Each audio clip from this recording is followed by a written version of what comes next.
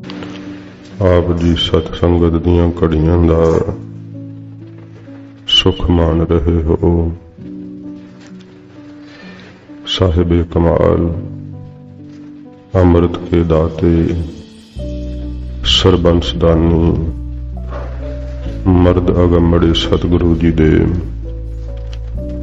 ਜੋਤੀ ਜੋਤ ਸਮਾਉਣ ਅਸਥਾਨ ਤਖਤ ਸੱਚਖੰਡ ਸ੍ਰੀ ਹਜ਼ੂਰ श्री अबचल नगर साहिब जी दे आप दर्शन दीदार कर रहे हो। सतगुरु जी दा सजिया होया पवित्र दरबार महाराज जी दे हजूर तुरकी बाणी दी लड़ीवार कथा दा समा है। प्यार शरदा नाल महाराज जी दा अमृत उपदेश मन एकाग्र करके श्रवण करिए। सतगुरु जी दे पावन चरनां दा ध्यान करदे होए आखो जी सतनाम श्री वाहिगुरु साहिब जी। सतनाम श्री वाहिगुरु साहिब जी। सतनाम श्री वाहिगुरु जी।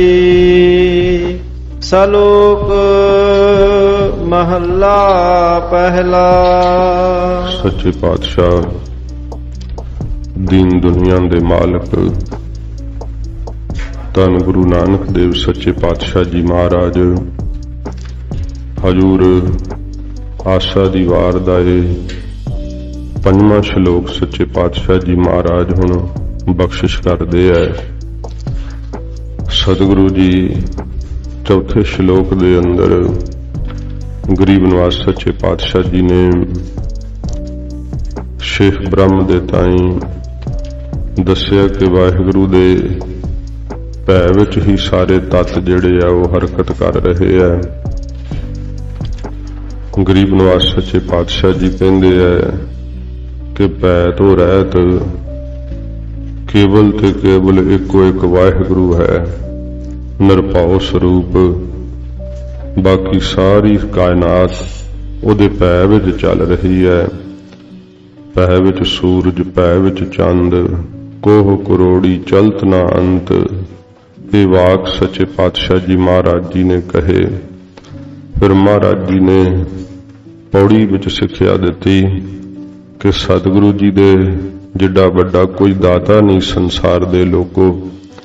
सब सुने हो लोक सबाया सारे लोग सुनो। ये गुरु साहब ने उच्ची आवाज विच बुलंद आवाज विच कहा कि सतगुरु जी ही ऐसे दाते ने जिन सचो सच बुझाया। जिहो जिहा सच स्वरूप है ना परमेश्वर, क्योंकि माया ने उस सच स्वरूप नूं टकिया होया है। जिवें पानी दे उत्ते बूर आ जांदा ना ते फिर पता नहीं लगदा, वेखण नूं लगदा कि हरिया बूर ही है ते हत्थां नाल हटाइए उतों बूर ते फिर थल्ले पानी दिखाई दिंदा है। इवें माया दा पर्दा पिया होया है। वाहिगुरु जी सत स्वरूप जियां नूं भासदे नहीं हन। जीव संसार विच समाज अंदर रहिंदे है। इस करके वेखा वेखी पहला यही कह देना कि हाँ परमेश्वर है कि जे मैं कहांगा नहीं तो लोग मैनू नास्तिक कहणगे।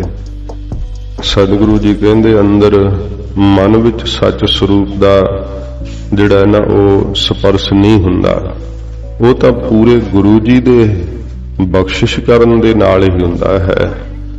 इस करके जिहो जिहा वो सच स्वरूप है वास्तव विच सतगुरु जी ओहो जिहा ही सच स्वरूप बुझा दिंदे आ। फिर सिख नूं जणा दिंदे है ਵਾਹਿਗੁਰੂ ਦੀ ਸਾਖਿਆਤ ਤਾਂ ਮਹਾਰਾਜ ਜੀ ਦੇ ਦਿੰਦੇ ਐ।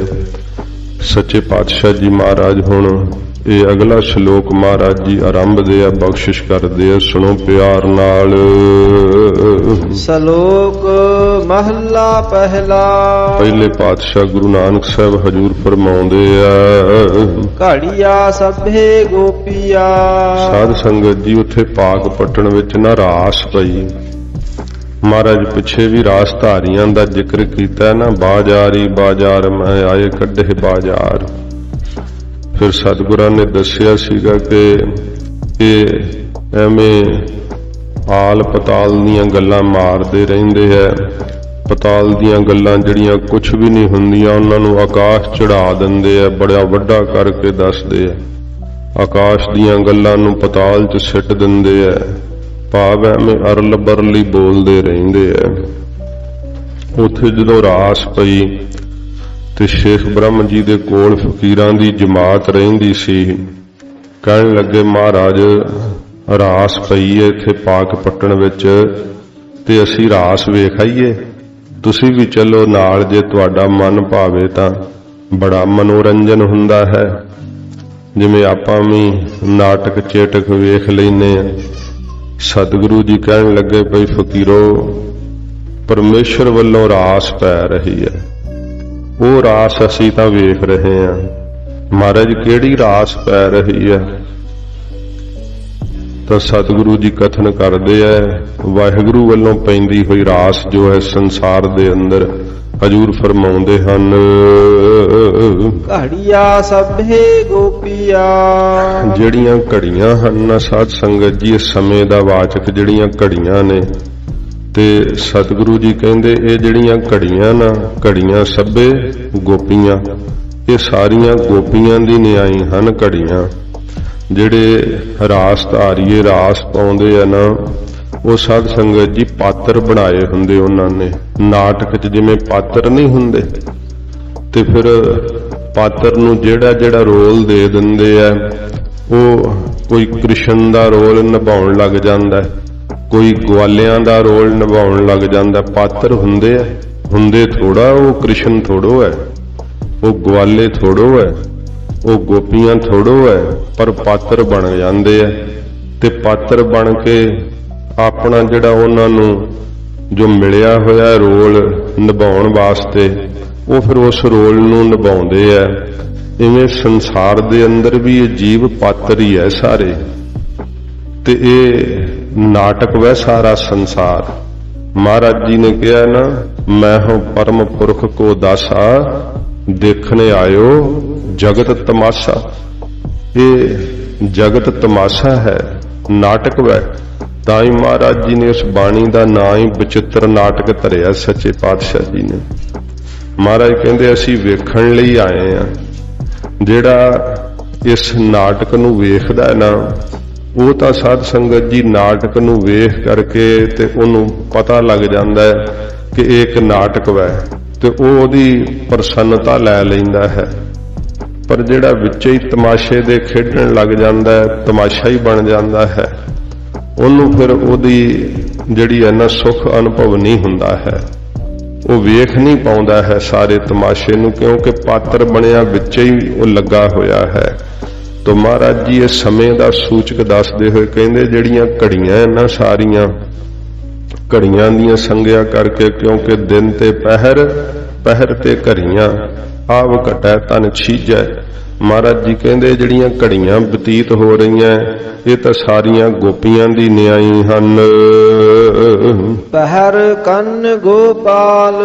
ਫਿਰ ਕੰਨ ਭਾਵ ਕਾਨ, ਕਾਨ ਕੌਣ? ਕ੍ਰਿਸ਼ਨ ਜੀ। ਕ੍ਰਿਸ਼ਨ ਜੀ ਦੇ ਜਿਹੜੇ ਸਾਥੀ ਸੀਗੇ ਗੋਪਾਲ ਭਾਵ ਗਵਾਲੇ, ਉਹ ਕੌਣ ਨੇ? ਜਿਹੜਾ 3 ਘੰਟਿਆਂ ਦਾ ਇੱਕ ਪਹਿਰ ਬੀਤਦਾ ਹੈ ਨਾ ਸਾਧ ਸੰਗਤ ਜੀ, ਇਹ ਜਿਹੜੇ 4 ਪਹਿਰ ਦਿਨ ਦੇ ਐ, 4 ਪਹਿਰ ਰਾਤ ਦੇ ਐ, ਇਹ ਜਿਹੜੇ ਹਨ ਇਹ ਗਵਾਲਿਆਂ ਦੀ ਨਿਆਈ ਹਨ। ਗਹਿਣੇ ਪਾਉਣ ਪਾਣੀ ਬੈ ਸੰਤਰ। ਮਹਾਰਾਜ ਫਿਰ ਉਹਨਾਂ ਤਾਂ ਗਹਿਣੇ ਵੀ ਪਾਏ ਹੁੰਦੇ ਐ। ਇੱਧਰ ਘੜੀਆਂ ਰੂਪੀ ਗੋਪੀਆਂ ਨੇ, ਤੇ ਪੈਰਾਂ ਰੂਪੀ ਗਵਾਲਿਆਂ ਨੇ ਮਹਾਰਾਜ ਗਹਿਣੇ ਕਿਹੜੇ ਪਾਏ ਹੋਏ ਐ। ਸਤਿਗੁਰੂ ਜੀ ਕਹਿੰਦੇ ਭਾਈ ਪੌਣ ਪਾਣੀ ਤੇ ਬਸੰਤਰ ਅੱਗ, ਇਹ ਗਹਿਣੇ ਪਾਏ ਹੋਏ ਇਹਨਾਂ ਨੇ ਤੱਤਾਂ ਦੇ। ਸਾਧ ਸੰਗਤ ਜੀ ਜਦੋਂ ਚੇਤ ਵਿਸਾਖ ਤੇ ਜੇਠ ਹਾੜ, ਇਹ ਪਹਿਲੇ 3 ਜਿਹੜੇ 4 ਮਹੀਨੇ ਹੁੰਦੇ ਆ ਨਾ, ਇਹਨਾਂ ਵਿੱਚ ਸਾਧ ਸੰਗਤ ਜੀ ਪੌਣ ਗਹਿਣਾ ਮੰਨੀ ਹੋਈ ਹੈ। ਕਿਉਂਕਿ ਗਰਮੀ ਬੜੀ ਹੈ, ਗਰਮੀ ਨਾਲ ਜੀਵਾਂ ਨੂੰ ਸੀਤਲ ਹਵਾ ਜਿਹੜੀ ਹੈ ਉਹ ਸੁੱਖ ਦਿੰਦੀ ਹੈ। ਇਸ ਕਰਕੇ ਇਹ ਰਾਸ ਦੇ ਅੰਤਰੀਵ ਮਹਾਰਾਜ ਟੁਕਾ ਰਹੇ ਆ। ਇਸ ਕਰਕੇ ਬਿਰਤੀ ਇਕਾਗਰ ਰੱਖ ਕੇ ਸੁਣੀ ਜਾਊਗੀ ਕਥਾ। ਸਤਿਗੁਰੂ ਗਰੀਬ ਨਿਵਾਜ ਸੱਚੇ ਪਾਤਸ਼ਾਹ ਜੀ ਫਰਮਾਉਂਦੇ ਆ, ਗਹਿਣੇ ਪੌਣ ਪਾਣੀ ਬੈਸੰਤਰ, ਇਹ ਘੜੀਆਂ ਰੂਪੀ ਗੋਪੀਆਂ ਨੇ ਤੇ ਪਹਿਰਾ ਰੂਪੀ ਗਵਾਲਿਆਂ ਨੇ ਗਹਿਣੇ ਗੜੇ ਪਾਏ ਆ। ਪੌਣ ਪਾਣੀ ਬੈਸੰਤਰ, ਪੌਣ ਦੇ ਪਾਣੀ ਦੇ ਤੇ ਬਸੰਤਰ ਅੱਗ ਦੇ, ਇਹ ਗਹਿਣੇ ਪਹਿਰੇ ਹੋਏ ਆ ਘੜੀਆਂ ਰੂਪੀ ਗੋਪੀਆਂ ਤੇ ਪਹਿਰਾ ਰੂਪ ਗਵਾਲਿਆਂ ਨੇ। ਜਿਹੜੇ ਪਹਿਲੇ 4 ਮਹੀਨੇ ਆ ਨਾ ਸਾਧ ਸੰਗਤ ਜੀ, ਇਉਂ ਚੇਤਰ ਵਿਸਾਖ ਜੇਠ ਤੇ ਹਾੜ, ਇਹਦੇ ਵਿੱਚ ਪੌਣ ਗਹਿਣਾ ਮੰਨੀ ਹੈ। ਤੇ ਫਿਰ ਜਿਹੜੇ ਸਾਧ ਸੰਗਤ ਜੀ ਅੱਗੇ ਪਾਵਸ ਰਿਤੂ ਸ਼ੁਰੂ ਹੁੰਦੀ ਹੈ, ਸੌਣ ਭਾਦਰੋਂ ਅੱਸੂ ਤੇ ਕੱਤੇ, ਇਹਦੇ ਵਿੱਚ ਸਾਧ ਸੰਗਤ ਜੀ ਜਿਹੜਾ ਹੈ ਪਾਣੀ ਗਹਿਣਾ ਮੰਨਿਆ ਹੋਇਆ। ਬੱਦਲਾਂ ਦੀ ਵਰਖਾ ਹੁੰਦੀ ਹੈ, ਤਪਦੀ ਧਰਤੀ ਸ਼ਾਂਤ ਹੁੰਦੀ ਹੈ। ਤੇ ਫਿਰ ਜਿਹੜੇ ਸਾਧ ਸੰਗਤ ਜੀ ਇਸ ਪ੍ਰਕਾਰ ਮੱਘਰ ਵੈ ਉਹ ਹੈ, ਤੇ ਇਸ ਪ੍ਰਕਾਰ ਫੱਗਣ ਦਾ ਮਹੀਨਾ ਮਾਘ ਦਾ ਮਹੀਨਾ ਹੈ। ਇਹ ਅਖੀਰਲੇ 4 ਮਹੀਨੇ ਜਿਹੜੀ ਸਰਦੀ ਹੁੰਦੀ ਹੈ ਤੇ ਇਹਦੇ ਵਿੱਚ ਅੱਗ ਗਹਿਣਾ ਮੰਨੀ ਹੋਈ ਹੈ। ਜੀਆਂ ਦਾ ਜਿਹੜਾ ਹੈ ਉਹ ਪਾਲਾ ਦੂਰ ਕਰਦੀ ਹੈ, ਸੀਤ ਨੂੰ ਦੂਰ ਕਰਦੀ ਹੈ। ਮਹਾਰਾਜ ਕਹਿੰਦੇ ਭਾਈ ਇਹ ਸਮੇਂ ਦੀ ਜਿਹੜੀ ਸੰਗਿਆ ਘੜੀਆਂ ਤੇ ਪਹਿਰਾਂ ਨੇ, ਇਹ ਮਹਾਰਾਜ ਕਹਿੰਦੇ ਭਾਈ ਪੌਣ ਦੇ ਤੇ ਪਾਣੀ ਦੇ ਤੇ ਬਸੰਤਰ ਦੇ, ਹਵਾ ਪਾਣੀ ਤੇ ਅੱਗ ਦੇ ਗਹਿਣੇ ਜਿਹੜੇ ਉਹ ਪਹਿਰੇ ਹੋਏ ਆ। ਚੰਦ ਸੂਰਜ ਅਵਤਾਰ, ਫਿਰ ਸੱਚੇ ਪਾਤਸ਼ਾਹ ਜੀ ਮਹਾਰਾਜ ਇਹਦੇ ਵਿੱਚ ਤਾਂ ਉਹ ਇੱਕ ਬਲਭੱਦਰ ਬਣਾਇਆ ਹੁੰਦਾ। ਕ੍ਰਿਸ਼ਨ ਜੀ ਦਾ ਵੱਡਾ ਭਰਾ ਸੀ ਨਾ, ਉਹਦੇ ਕਈ ਨਾਮ 10ਵੇਂ ਪਾਤਸ਼ਾਹ ਜੀ ਨੇ ਸ੍ਰੀ ਦਸਮ ਗ੍ਰੰਥ ਵਿੱਚ ਲਿਖੇ ਆ। ਹਲ ਉਹਦਾ ਸ਼ਸਤਰ ਸੀ, ਉਹਨੂੰ ਮਹਾਰਾਜ ਹਲੀ ਵੀ ਕਹਿੰਦੇ ਆ, ਕਿਤੇ ਲਾਂਗਲੀ ਵੀ ਕਹਿੰਦੇ, ਲਾਂਗਲ ਹਲ ਨੂੰ ਕਹਿ ਦਿੰਦੇ ਆ। ਕਿਉਂ ਉਹਦਾ ਨਾਮ ਬਲਰਾਮ ਸੀਗਾ। ਤੇ ਫਿਰ ਸ਼੍ਰੀ ਕ੍ਰਿਸ਼ਨ ਜੀ ਵੀ ਵਿੱਚ ਪਾਤਰ ਬਣਿਆ ਹੁੰਦਾ ਇੱਕ ਜਾਣਾ। ਮਹਾਰਾਜ ਜੀ ਕਹਿੰਦੇ ਚੰਦ ਸੂਰਜ ਅਵਤਾਰ, ਚੰਦਰਮਾ ਦੀ ਨਿਆਈ ਤਾਂ ਬਲਭੱਦਰ ਬਣਿਆ ਹੋਇਆ ਹੈ, ਤੇ ਸੂਰਜ ਦੀ ਨਿਆਈ ਮਹਾਰਾਜ ਕਹਿੰਦੇ ਸ਼੍ਰੀ ਕ੍ਰਿਸ਼ਨ ਜੀ ਦਾ ਜਿਹੜਾ ਪਾਤਰ ਹੈ ਉਹ ਬਣਿਆ ਹੋਇਆ। ਇਹ ਚੰਦਰਮਾ ਬਲਭੱਦਰ ਵੈ ਇਸ ਰਾਸ ਦੇ ਅੰਦਰ ਜਿਹੜੀ ਇਹ ਰਾਸ ਪੈ ਰਹੀ ਹੈ। ਦੁਨੀਆ ਦੀ ਰਾਸ ਵਿਖਾ ਰਹੇ ਮਹਾਰਾਜ ਫਕੀਰਾਂ ਨੂੰ, ਸੰਸਾਰ ਦੀ ਪਰਮੇਸ਼ਰ ਵੱਲੋਂ ਪੈ ਰਹੀ ਰਾਸ ਵਿਖਾ ਰਹੇ ਸੱਚੇ ਪਾਤਸ਼ਾਹ ਜੀ।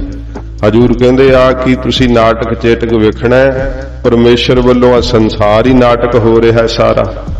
ਇਹ ਰਾਸ ਪੈਂਦੀ ਹੈ, ਵੇਖੋ ਇਹਦੇ ਵਿੱਚ ਚੰਦਰਮਾ ਬਲਭੱਦਰ ਬਣਿਆ ਹੋਇਆ ਹੈ ਤੇ ਸੂਰਜ ਜਿਹੜਾ ਉਹ ਕ੍ਰਿਸ਼ਨ ਦਾ ਅਵਤਾਰ ਹੈ। ਮਹਾਰਾਜ ਕਹਿੰਦੇ ਭਾਈ ਇਉਂ ਬਣਿਆ ਹੋਇਆ ਹੈ। ਸਗਲੀ ਧਰਤੀ ਮਾਲ ਧਨ, ਫਿਰ ਮਹਾਰਾਜ ਉਹਨਾਂ ਕੋਲ ਤਾਂ ਬੜਾ ਰਾਸ ਵਾਸਤੇ ਸਾਜੋ ਸਮਾਨ ਹੁੰਦਾ ਹੈ ਨਾ। ਕਈ ਉਹਨਾਂ ਸਟੇਜਾਂ ਲਾਉਣੀਆਂ ਹੁੰਦੀਆਂ, ਕਈ ਉਹਨਾਂ ਦੇ ਸਾਜ਼ ਹੁੰਦੇ ਆ। ਮਹਾਰਾਜ ਕਹਿੰਦੇ ਸਗਲੀ ਧਰਤੀ ਮਾਲ ਧਨ, ਇਹ ਜਿਹੜੀ ਸਾਰੀ ਧਰਤੀ ਹੈ ਨਾ, ਇਹ ਤਾਂ ਉਹ ਸਟੇਜ ਹੀ ਬਣੀ ਹੋਈ ਹੈ। ਮਹਾਰਾਜ ਕਹਿੰਦੇ ਫਿਰ ਇਹਦੇ ਵਿੱਚ ਮਾਲ, ਹਾਥੀ, ਘੋੜੇ, ਮੱਝਾਂ, ਗਊਆਂ, ਇਹ ਸਾਰਾ ਸਮਾਨ ਹੀ ਹੈ। ਤੇ ਧਨ ਆਦਿਕ ਜਿਹੜਾ ਰੋਕੜੀ ਹੈ, ਜਦੋਂ ਰਾਸ ਪੈਂਦੀ ਹੈ ਨਾ ਤੇ ਉਹ ਰਾਸ ਧਾਰੀਏ ਫਿਰ ਧਨ ਕਰਕੇ ਹੀ ਰਾਸ ਪਾਉਂਦੇ ਆ ਨਾ।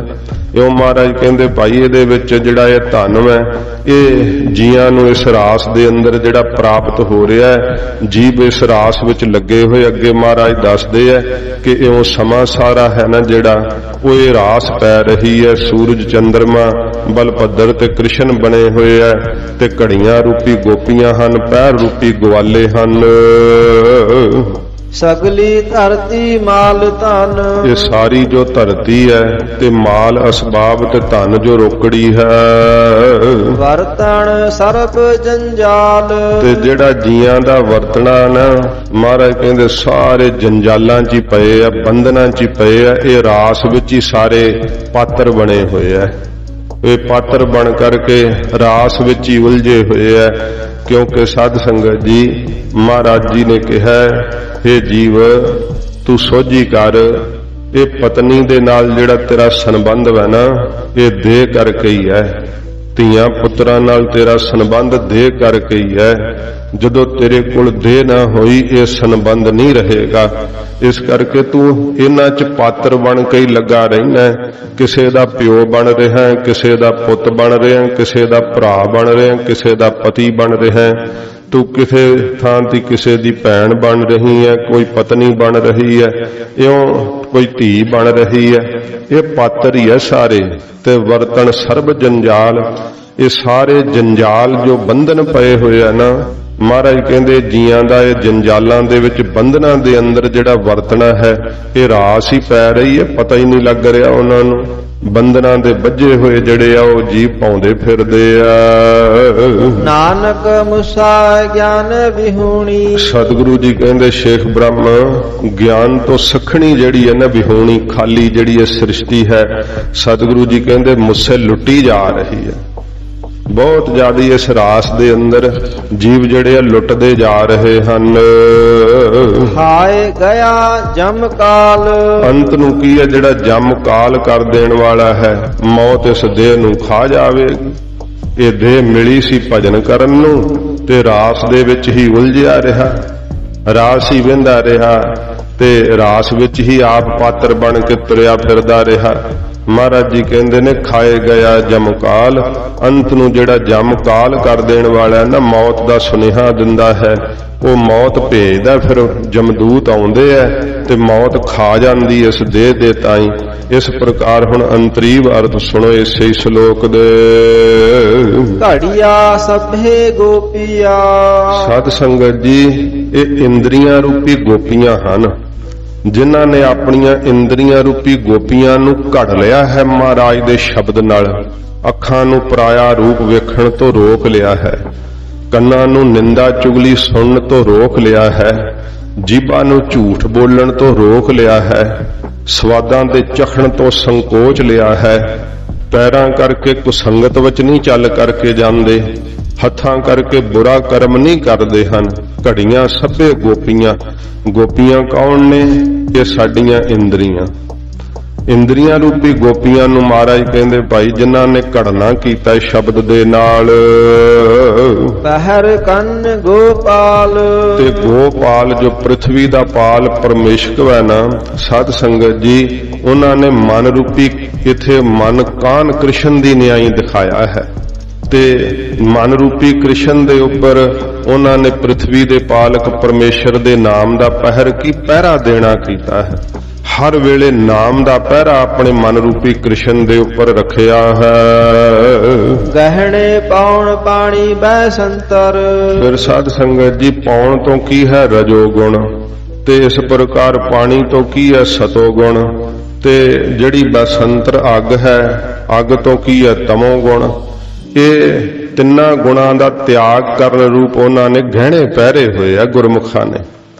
ਉਹ ਨਾ ਤਾਂ ਰਜੋਗੁਣੀ ਬਣਦੇ ਐ, ਕਿਉਂਕਿ ਰਜੋਗੁਣ ਦਾ ਸੁਭਾਅ ਹੁੰਦਾ ਹੈ ਪਦਾਰਥਾਂ ਨੂੰ ਇਕੱਠੇ ਕਰਨਾ, ਦੂਸਰੇ ਤੇ ਪ੍ਰਭਾਵ ਪਾਉਣਾ, ਇਹ ਉਹਨਾਂ ਦਾ ਸੁਭਾਅ ਨਹੀਂ ਰਹਿੰਦਾ ਹੈ।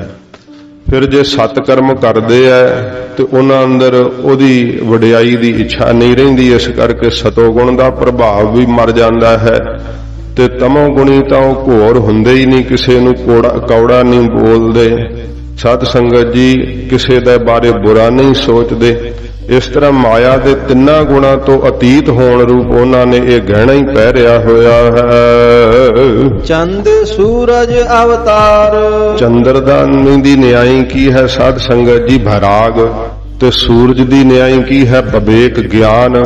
ਉਹਨਾਂ ਦੇ ਅੰਦਰ ਫਿਰ ਬੈਰਾਗ ਦਾ ਤੇ ਵਿਵੇਕ ਦਾ ਅਵਤਾਰ ਹੋ ਜਾਂਦਾ ਹੈ, ਭਾਵ ਉਹਨਾਂ ਦੇ ਅੰਦਰ ਜਿਹੜਾ ਹੈ ਵੈਰਾਗ ਰੂਪੀ ਚੰਦਰਮਾ ਚੜ ਜਾਂਦਾ ਹੈ ਤੇ ਗਿਆਨ ਰੂਪੀ ਸੂਰਜ ਉਦੇ ਆਉਂਦਾ ਚੜ ਆਉਂਦਾ ਹੈ। ਅਵਿਦਿਆ ਰੂਪੀ ਰਾਤ ਬਤੀਤ ਹੋ ਜਾਂਦੀ ਹੈ, ਗਿਆਨ ਰੂਪੀ ਸੂਰਜ ਚੜ ਜਾਂਦਾ ਹੈ। ਸਗਲੀ ਧਰਤੀ ਮਾਲ ਧਨ, ਫਿਰ ਸਾਧ ਸੰਗਤ ਜੀ ਇਹ ਸਾਰੀ ਧਰਤੀ ਕੀ ਹੈ? ਭਾਵ ਉਹਨਾਂ ਦੀ ਜੋ ਬੁੱਧੀ ਹੈ, ਉਹਨਾਂ ਨੇ ਇਹ ਮਨ ਵਿੱਚ ਗਿਆਨ ਹਾਸਲ ਕਰ ਲਿਆ ਕਿ ਇਹ ਜਿਹੜਾ ਮਾਲ ਧਨ ਹੈ ਨਾ, ਹਾਥੀ ਘੋੜੇ ਮੱਝਾਂ ਗਊਆਂ ਤੇ ਇਹ ਜਿਹੜਾ ਧਨ ਹੈ ਇਹ ਕੇਵਲ ਬੁੱਧੀ ਵਿੱਚ ਕਲਪਤ ਮਾਤਰ ਹੀ ਹੈ। ਇਹ ਤਾਂ ਪਰਲੋਕ 'ਚ ਕੰਮ ਹੀ ਨਹੀਂ ਆਉਂਦਾ। ਉਹਨਾਂ ਨੂੰ ਪਤਾ ਚੱਲ ਗਿਆ ਕਿ ਇਹ ਸਾਰਾ ਕਲਪਤ ਮਾਤਰ ਹੀ ਹੈ। ਇੱਥੇ ਜਿਵੇਂ ਨਾਟਕ ਦੀਆਂ ਚੀਜ਼ਾਂ ਸੱਚੀਆਂ ਨਹੀਂ ਹੁੰਦੀਆਂ ਨਾ, ਇਵੇਂ ਸਾਧ ਸੰਗਤ ਜੀ ਇਹ ਧਨ ਸੱਚਾ ਨਹੀਂ ਹੈ। ਇਹ ਤਾਂ ਜਿਹੜਾ ਮਰਜ਼ੀ ਮੋਹਰ ਲਾ ਕੇ ਆਪਣੀ ਤੇ ਆਪਣਾ ਕੋਈ ਕਾਗਜ਼ ਤੇ ਮੋਹਰ ਲਾ ਦੋ, ਅਮਰੀਕਾ ਵਾਲੇ ਲਾ ਦੇਣ ਤੇ ਡਾਲਰ ਬਣ ਜਾਂਦਾ ਹੈ, ਇੰਡੀਆ ਵਾਲੇ ਲਾ ਦੇਣ ਤੇ ਰੁਪਈਆ ਬਣ ਜਾਂਦਾ ਹੈ, ਤਾਂ ਕਾਗਜ਼ ਹੀ ਨਾ। ਉਹਨਾਂ ਨੇ ਜਾਣ ਲਿਆ ਕਿ ਕੇਵਲ ਕਲਪਤ ਮਾਤਰ ਹੀ ਹੈ ਸਾਰਾ ਜੋ ਪਦਾਰਥਾਂ ਦਾ ਸਮੁਦਾਇ ਹੈ ਅਤੇ ਜੋ ਧਨ ਆਦਿਕ ਹੈ।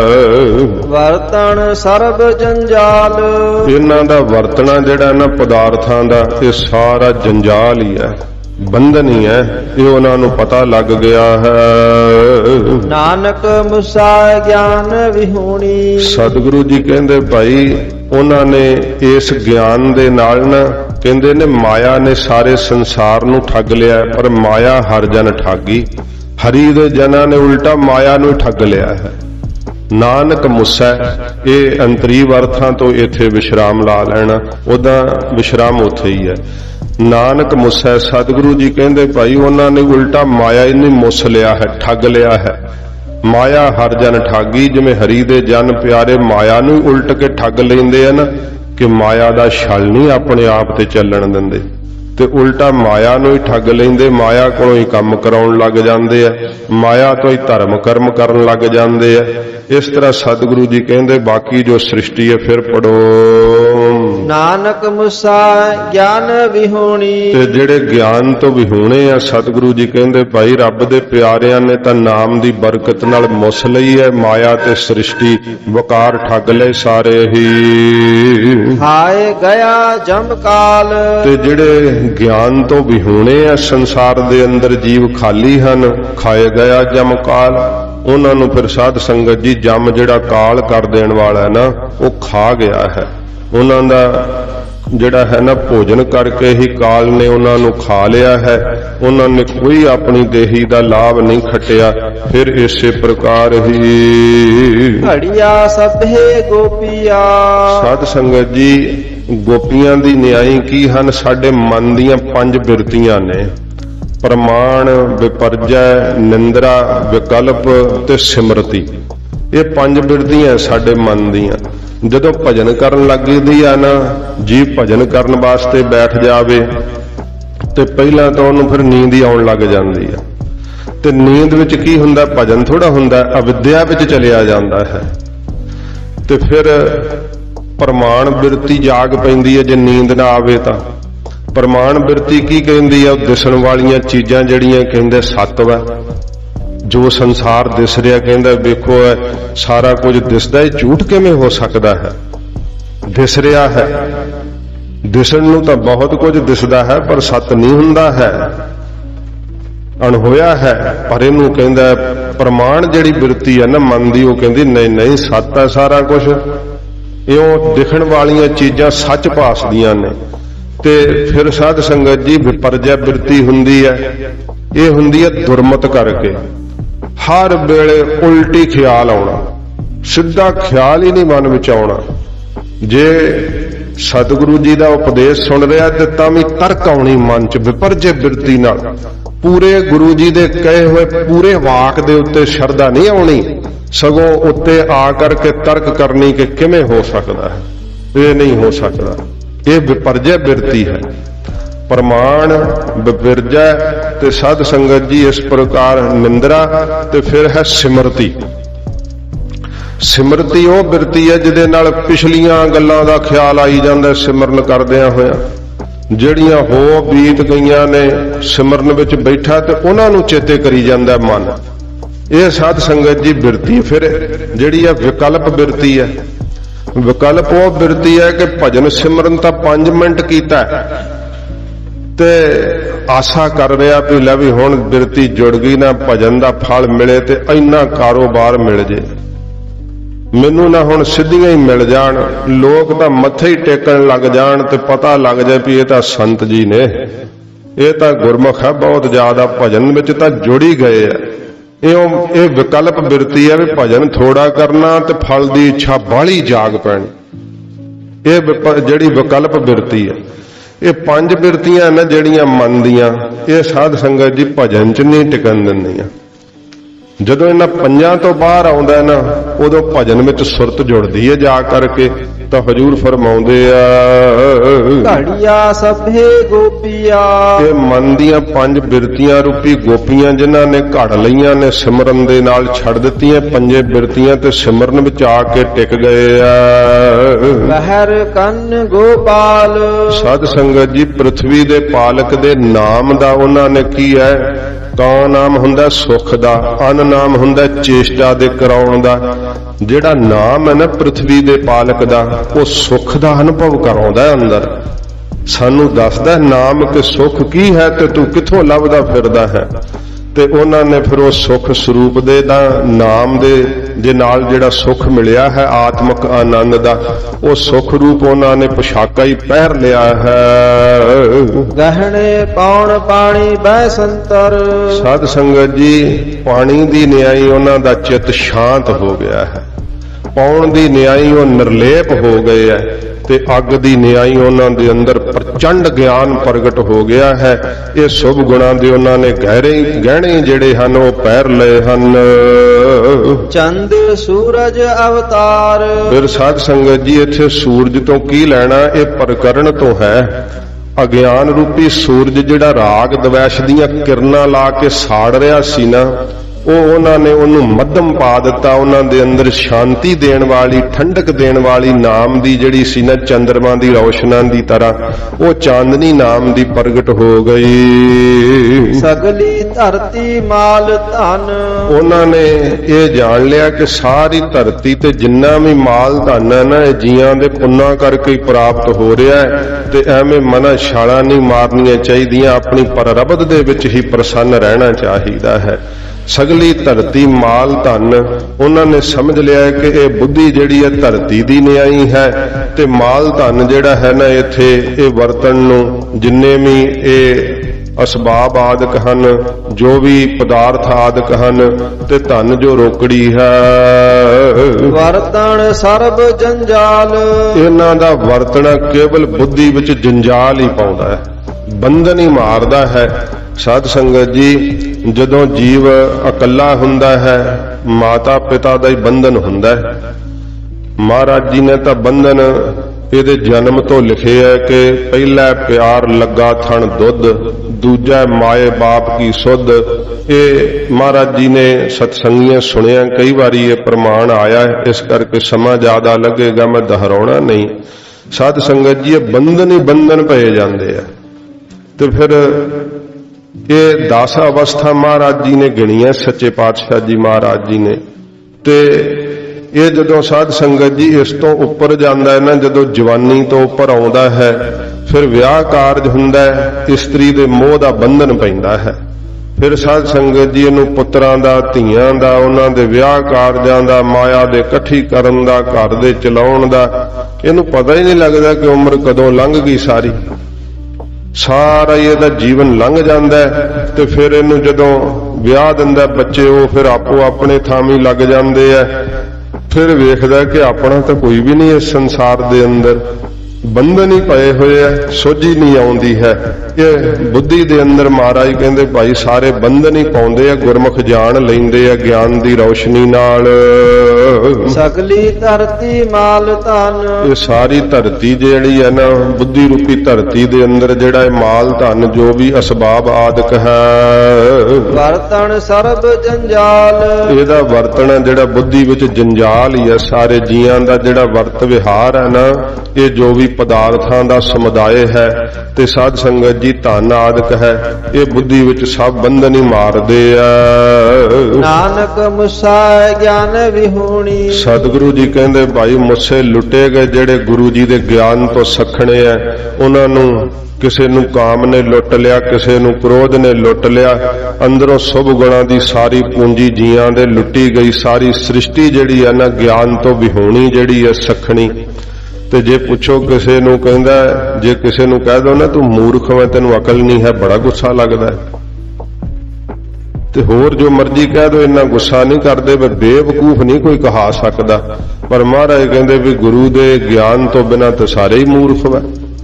ਜਿਨ ਗੁਰੂ ਨਹੀਂ ਧਾਰਨ ਕੀਤਾ, ਗੁਰੂ ਜੀ ਦਾ ਗਿਆਨ ਨਹੀਂ ਲਿਆ, ਤਾਂ ਮਹਾਰਾਜ ਕਹਿੰਦੇ ਉਹ ਤਾਂ ਭਾਈ ਬੇਵਕੂਫ ਹੀ ਹੈ, ਮੂਰਖ ਹੀ ਹੈ। ਉਹਨੇ ਸਿੱਧੇ ਸ਼ਬਦਾਂ ਵਿੱਚ ਤਾਂ ਇਉਂ ਹੀ ਕਿਹਾ ਜਾਏਗਾ ਨਾ। ਮਹਾਰਾਜ ਕਹਿੰਦੇ ਜਿਹੜੀ ਸ੍ਰਿਸ਼ਟੀ ਗਿਆਨ ਤੋਂ ਵੀ ਹੋਣੀ ਆ, ਖਾਲੀ ਆ। ਖਾਏ ਗਿਆ ਜਮਕਾਲ, ਉਹਨਾਂ ਜਦੋਂ ਲੁੱਟੀ ਗਈ ਵਕਾਰਾਂ ਨਾਲ, ਤੇ ਫਿਰ ਖਾਏ ਗਿਆ ਜਮਕਾਲ। ਉਹਨਾਂ ਨੂੰ ਜਮਕਾਲ ਖਾ ਗਿਆ, ਜਿਹੜਾ ਕਾਲ ਅੰਤ ਕਰ ਦਿੰਦਾ ਹੈ ਨਾ, ਜਮ। ਮਹਾਰਾਜ ਕਹਿੰਦੇ ਮੌਤ ਖਾ ਗਈ ਦੇਹ ਦੇ ਤਾਈ ਪਦਾਰਥਾਂ 'ਚ ਲੁੱਡੀਆਂ ਪਾਉਂਦੇ ਨੂੰ ਹੀ। ਜਿਹੜੇ ਆਏ ਪਏ ਧਰਮ ਰਾਏ ਕੇ ਬੀਚੇ ਧੂਮਾਂ ਧਾਮ, ਉਹ ਧੂਮ ਧੜਕਾ ਪਿਆ ਹੀ ਰਹਿੰਦਾ। ਕਦੇ ਉਹਦੇ ਸ਼ਾਦੀ ਹੈ, ਕਦੇ ਉਹਦੇ ਜੰਮ ਪਿਆ ਮੁੰਡਾ, ਕਦੇ ਉਧਰ ਨੂੰ ਚੱਲੋ, ਕਦੇ ਉਧਰ ਨੂੰ ਚੱਲੋ। ਕੀ ਕਰੀਏ, ਸਮਾਂ ਹੀ ਨਹੀਂ ਲੱਗਦਾ ਜੀ।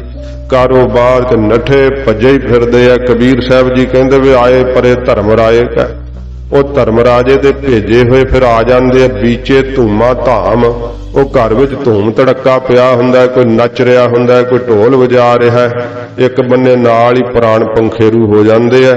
ਉੱਥੇ ਖੁਸ਼ੀਆਂ ਉਹ ਜਿਹੜੀਆਂ ਛੁੱਟ ਜਾਂਦੀਆਂ ਤੇ ਚੀਕ ਚਹਾੜਾ ਪੈ ਜਾਂਦਾ। ਕਬੀਰ ਸਾਹਿਬ ਜੀ ਕਹਿੰਦੇ ਤੂੰ ਜਿਹੋ ਜਿਹਾ ਧੂਮ ਧੜਕਾ ਪਾਇਆ ਨਾ, ਇਹ ਮੇਲਾ ਇਹ ਰਹਿਣਾ ਨਹੀਂ ਹੈ। ਖਾਏ ਗਿਆ ਜਮਕਾਲ, ਇਸ ਦੇਹ ਨੂੰ ਜਮਕਾਲ ਖਾ ਜਾਵੇਗਾ, ਮੌਤ ਖਾ ਜਾਵੇਗੀ। ਇਹ ਦੇਹ ਨਾਲ ਲਾਭ ਲੈ ਲੈ, ਪਰਮੇਸ਼ਰ ਦਾ ਨਾਮ ਜਪ ਲੈ। ਕੀ ਰਾਸ ਦੇ ਵੇਖਣ 'ਚ ਲੱਗਾ ਹੋਇਆ ਏ। ਮਹੱਲਾ ਪਹਿਲਾ। ਸਤਿਗੁਰੂ ਗੁਰੂ ਨਾਨਕ ਸਾਹਿਬ ਜੀ ਮਹਾਰਾਜ ਅਗਲੇ ਸ਼ਲੋਕ ਦੇ ਅੰਦਰ, ਮਹੱਲੇ ਦੇ ਅੰਦਰ ਮਹਾਰਾਜ ਬਖਸ਼ਿਸ਼ ਕਰਦੇ ਆ। ਵਾਇਨ ਚੇਲੇ ਨੱਚਨ ਗੁਰ। ਮਹਾਰਾਜ ਜੀ ਹੁਣ ਫਿਰ ਪਹਿਲੇ ਪ੍ਰਕਰਨ ਤੇ ਆ ਜਾਈਏ, ਕਿਉਂਕਿ ਦੋ ਅਰਥ ਜਿਹੜੇ ਅੰਤਰੀਵ ਸੁਣੇ ਆਪ ਜੀ ਨੇ। ਪਹਿਲਾ ਮਹਾਰਾਜ ਜੀ ਉਹ ਰਾਸ ਬਾਰੇ ਦੱਸ ਰਹੇ ਸੀ ਨਾ, ਕਿ ਘੜੀਆਂ ਸਭੇ ਗੋਪੀਆਂ ਪਹਿਰ ਕੰਨ ਗੋਪਾਲ। ਸਤਿਗੁਰੂ ਜੀ ਕਹਿੰਦੇ ਸਮੇਂ ਦੀਆਂ ਜਿਹੜਾ ਸੂਚਕ ਨੇ ਘੜੀਆਂ ਗੋਪੀਆਂ ਤੇ ਪਹਿਰ ਗਵਾਲਿਆਂ ਦੀ ਤਰ੍ਹਾਂ ਹੈ, ਤੇ ਚੰਦ ਤੇ ਸੂਰਜ ਬਲਭੱਦਰ ਤੇ ਕ੍ਰਿਸ਼ਨ ਬਣੇ ਹੋਏ ਐ। ਇਹ ਮਹਾਰਾਜ ਰਾਸ ਕਹਿੰਦੇ ਪੈ ਰਹੀ ਹੈ। ਹੁਣ ਸਤਿਗੁਰੂ ਜੀ ਜਿਹੜੀ ਉਹ ਰਾਸ ਧਾਰੀਏ ਪਾਉਂਦੇ ਆ ਨਾ, ਮਹਾਰਾਜ ਉਸ ਰਾਸ ਬਾਰੇ ਦੱਸਦੇ ਆ। ਕਿਉਂਕਿ ਕਹਿੰਦੇ ਮਹਾਰਾਜ ਵੇਖੋ ਉਹ ਤਾਂ ਆਪਣੇ ਵੱਲੋਂ ਭਗਤੀ ਕਰਦੇ ਆ। ਸਤਿਗੁਰੂ ਗਰੀਬ ਨਿਵਾਸ ਸੱਚੇ ਪਾਤਸ਼ਾਹ ਕਹਿੰਦੇ ਲੋ ਵੀ ਤੁਹਾਨੂੰ ਦੱਸਦੇ ਹੋ ਕਿਹੋ ਜੀ ਰਾਸ ਪਾਉਂਦੇ ਆ, ਕੀ ਕਰਦੇ ਆ। ਵਾਇਨ ਚੇਲੇ ਨੱਚਨ ਗੁਰ। ਮਹਾਰਾਜ ਕਹਿੰਦੇ ਵਾਇਨ ਚੇਲੇ, ਜਿਹੜੇ ਚੇਲੇ ਹੁੰਦੇ ਆ ਨਾ, ਵਾਜਿਆਂ ਦੇ ਤਾਈਂ ਵਾਇਨ ਵਜਾਉਂਦੇ ਆ। ਉਹਨਾਂ ਨੇ ਗਲਾਂ ਵਿੱਚ ਨਾ ਉਹ ਸਾਜ਼ ਪਾਏ ਹੁੰਦੇ ਆ, ਤੇ ਜਿਹੜੇ ਉਹਨਾਂ ਦੇ ਚੇਲੇ ਹੁੰਦੇ ਆ ਉਹ ਵਾਇਨ ਵਾਜਿਆਂ ਦੇ ਤਾਈਂ ਵਜਾਉਂਦੇ ਆ। ਵਾਇਨ ਚੇਲੇ ਨੱਚਨ ਗੁਰ। ਤੇ ਨੱਚਨ ਗੁਰ, ਜਿਹੜਿਆਂ ਨੂੰ ਗੁਰੂ ਬਣਾ ਕੇ ਥਾਪਿਆ ਹੁੰਦਾ ਕ੍ਰਿਸ਼ਨ ਜੀ ਨੂੰ ਤੇ ਸਾਧ ਸੰਗਤ ਜੀ ਬਲਭੱਦਰ ਨੂੰ, ਤੇ ਉਹਨਾਂ ਕੋਲੋਂ ਨਾਚ ਨਚਾਉਂਦੇ ਆ। ਜਿਹੜੇ ਆ ਨਾ ਉਹ ਗੁਰੂ ਬਣੇ ਹੋਏ, ਕਿਉਂਕਿ ਉਹਨਾਂ ਨੂੰ ਗੁਰੂ ਜਾਣ ਕਰਕੇ ਮੱਥਾ ਟੇਕਦੇ ਆ ਨਾ, ਉਹਨਾਂ ਦਾ ਸਤਿਕਾਰ ਕਰਦੇ ਆ। ਉਹ ਜਿਹੜੇ ਕ੍ਰਿਸ਼ਨ ਦਾ ਇੱਕ ਰੂਪ ਬਣਿਆ ਹੁੰਦਾ, ਇੱਕ ਬਲਭੱਦਰ ਦਾ ਰੂਪ ਬਣਿਆ ਹੁੰਦਾ, ਤੇ ਉਹ ਅੱਗੇ ਨਾਚ ਕਰਦੇ। ਉਹਨਾਂ ਨੇ ਪੈਰਾਂ 'ਚ ਘੁੰਗਰੂ ਪਾਏ ਹੁੰਦੇ ਆ, ਤੇ ਹੱਥਾਂ ਵਿੱਚ ਵੀ ਉਹ ਜਿਹੜੇ ਆ ਘੁੰਗਰੂਆਂ ਦੇ ਕੜੇ ਪਾਏ ਹੁੰਦੇ ਆ। ਇਸ ਪ੍ਰਕਾਰ ਮਹਾਰਾਜ ਜੀ ਕਹਿੰਦੇ ਵਾਇਨ ਚੇਲੇ, ਜਿਹੜੇ ਚੇਲੇ ਹਨ ਉਹ ਵਾਇਨ ਵਾਜਿਆਂ ਦੇ ਤਾਈਂ ਵਜਾਉਂਦੇ ਆ। ਤੇ ਨੱਚਨ ਗੁਰ, ਉਹ ਬਲਭੱਦਰ ਤੇ ਕ੍ਰਿਸ਼ਨ, ਉਹਨਾਂ ਨੂੰ ਜਿਨ੍ਹਾਂ ਨੂੰ ਗੁਰੂ ਜਾਣ ਕੇ ਪੂਜਦੇ ਆ, ਉਹਨਾਂ ਨੂੰ ਪਾਤਰ ਬਣਾ ਕਰਕੇ ਨਚਾਉਂਦੇ ਆ। ਉਹ ਅੱਗੇ ਨੱਚ ਰਹੇ ਹੁੰਦੇ ਆ ਸਾਜ਼ਾਂ ਦੇ ਤਾਲ ਤੇ। ਪੈਰ ਹਲਾਇਨ ਫੇਰਨ ਸਿਰ। ਉਹ ਪੈਰਾਂ ਨੂੰ ਹਿਲਾਉਂਦੇ ਆ, ਜਿਹੜੇ ਤਾਲ ਤੇ ਆ ਜਾਂਦੇ ਆ ਨਾ, ਉਹਨਾਂ ਦਾ ਪੈਰ ਵੀ ਤਾਲ ਨਾਲ ਹੀ ਉੱਠਦਾ। ਫਿਰ ਪੈਰ ਹਿਲਾਇਨ ਫੇਰਨ ਸਿਰ, ਸਿਰ ਵੀ ਫੇਰਦੇ ਆ ਤੇ ਤਾਲ 'ਚ ਹੀ ਫਿਰਦਾ ਹੈ। ਆ ਜਿਹੜੇ ਡਾਂਡੀਆਂ ਨਾਚ ਕਰਦੇ ਉਹਨਾਂ ਨੂੰ ਪੁੱਛ ਕੇ ਵੇਖਿਓ ਕਿਵੇਂ ਉਹ ਨਾਲ ਸਾਜ਼ ਵੱਜਦੇ ਹੁੰਦੇ, ਨਾਲ ਡਾਂਡੀਆਂ ਨਾਚ ਕਰਦੇ। ਇਹ ਜਿੰਨਾ ਪ੍ਰਕਾਰ ਦਾ ਨੱਚਣਾ ਹੈ ਨਾ, ਸਤਿਗੁਰੂ ਜੀ ਨੇ ਸਭ ਖੰਡਨ ਕੀਤਾ। ਗਰੀਬ ਨਿਵਾਸ ਸੱਚੇ ਪਾਤਸ਼ਾਹ ਜੀ ਨੇ ਜੋ ਸਾਧ ਸੰਗਤ ਜੀ ਨਾਚ ਨੱਚਦੇ ਆ, ਇਹਨਾਂ ਦੀ ਬਾਬਤ ਮਹਾਰਾਜ ਹੁਣ ਰਾਸ ਦੇ ਬਾਰੇ ਦੱਸ ਰਹੇ ਆ। ਤੇ ਕਈ ਜਿਹੜੇ ਆਪਣੇ ਭੰਗੜਾ ਗਿੱਧਾ ਸਿੱਖ ਕੌਮ ਨੂੰ ਦੇਣਾ ਚਾਹੁੰਦੇ ਆ ਨਾ, ਵੀ ਲੈ ਕਹਿੰਦੇ ਵੀ ਇਹ ਤਾਂ ਸਿੱਖਾਂ ਦਾ ਵਿਰਸਾ ਹੈ, ਭੰਗੜਾ ਪਾਉਣਾ ਤੇ ਬੀਬੀਆਂ ਨੂੰ ਗਿੱਧਾ ਪਾਉਣਾ, ਕਹਿੰਦੇ ਆ ਤੀਆਂ ਦੇ ਤਿਹਾਰ ਲਾਉਂਦੇ ਆ। ਇਹ ਸਿੱਖਾਂ ਦਾ ਵਿਰਸਾ ਨਹੀਂ ਹੈ। ਖਾਲਸੇ ਦਾ ਵਿਰਸਾ ਤਾਂ ਸ਼ਸਤਰ ਵਿਦਿਆ ਦਾ ਅਭਿਆਸ ਹੈ। ਖਾਲਸੇ ਦਾ ਵਿਰਸਾ ਤਾਂ ਬ੍ਰਹਮ ਵਿਦਿਆ ਦਾ ਪੜ੍ਹਨਾ ਹੈ।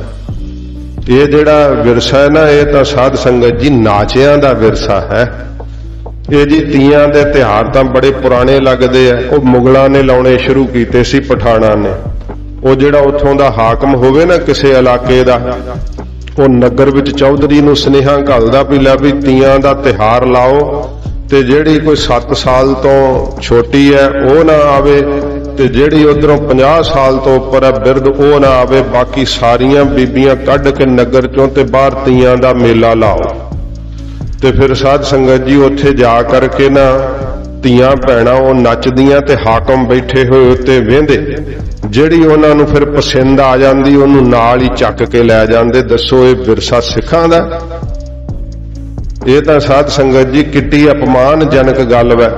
ਤੇ ਫਿਰ ਜਿਹੜੇ ਵੇਖੋ ਅੱਜ ਵੀ ਕਹਿੰਦੇ ਹੁਣ ਕਿਹੜੇ ਮੁਗਲ ਵੇਂਦੇ ਆ, ਹੁਣ ਕਿਹੜੇ ਪਠਾਨ ਵੇਂਦੇ ਆ, ਹੁਣ ਕਿਹੜੀ ਇਹੋ ਜੀ ਵਿਵਸਥਾ ਹੈ। ਪਰ ਫਿਰ ਵੀ ਉੱਥੇ ਧੀਆਂ ਭੈਣਾਂ ਜਦੋਂ ਪਿੰਡ 'ਚ ਇੱਕ ਥਾਂ ਤੇ ਹੋ ਕੇ, ਕਈ ਬਾਹਰ ਦੇਸ਼ਾਂ 'ਚ ਥਾਂ ਹੋਰ ਨਹੀਂ, ਗੁਰਦੁਆਰੇ ਸਾਹਿਬ ਕਹਿੰਦੇ ਇੱਕ ਪਾਸੇ ਤੀਆਂ ਲਾ ਲੈਣ ਦਿਓ। ਵੇਖੋ ਸ਼ਰਮ ਕਰੋ, ਇਹ ਕਥਾ ਕੀਰਤਨ ਦਾ ਥਾਂ ਹੈ, ਇੱਥੇ ਤੁਹਾਨੂੰ ਤੀਆਂ ਲਾਉਣ ਦਈਏ।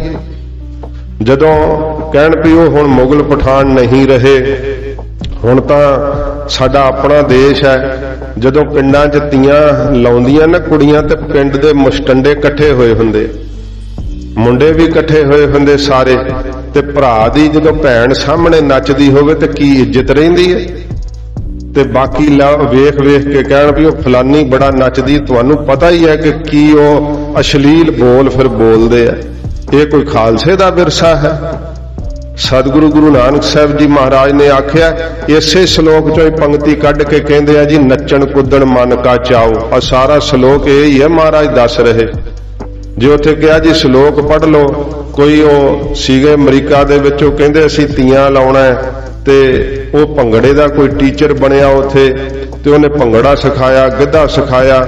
ਤੇ ਉਹ ਪ੍ਰਬੰਧਕ ਕਹਿੰਦਾ ਕਿ ਨਾ ਜੀ ਇੱਥੇ ਗੁਰਦੁਆਰੇ ਸਾਹਿਬ ਤਾਂ ਗੁਰੂ ਕੀ ਮਰਿਆਦਾ ਨਹੀਂ, ਕਹਿੰਦੇ ਉਹ ਬਾਣੀ 'ਚ ਲਿਖਿਆ ਨੱਚਣ ਕੁੱਦਣ ਮਨ ਕਾ ਚਾਓ, ਤੇ ਤੁਸੀਂ ਕਿਉਂ ਮਨਾ ਕਰਦੇ ਆ?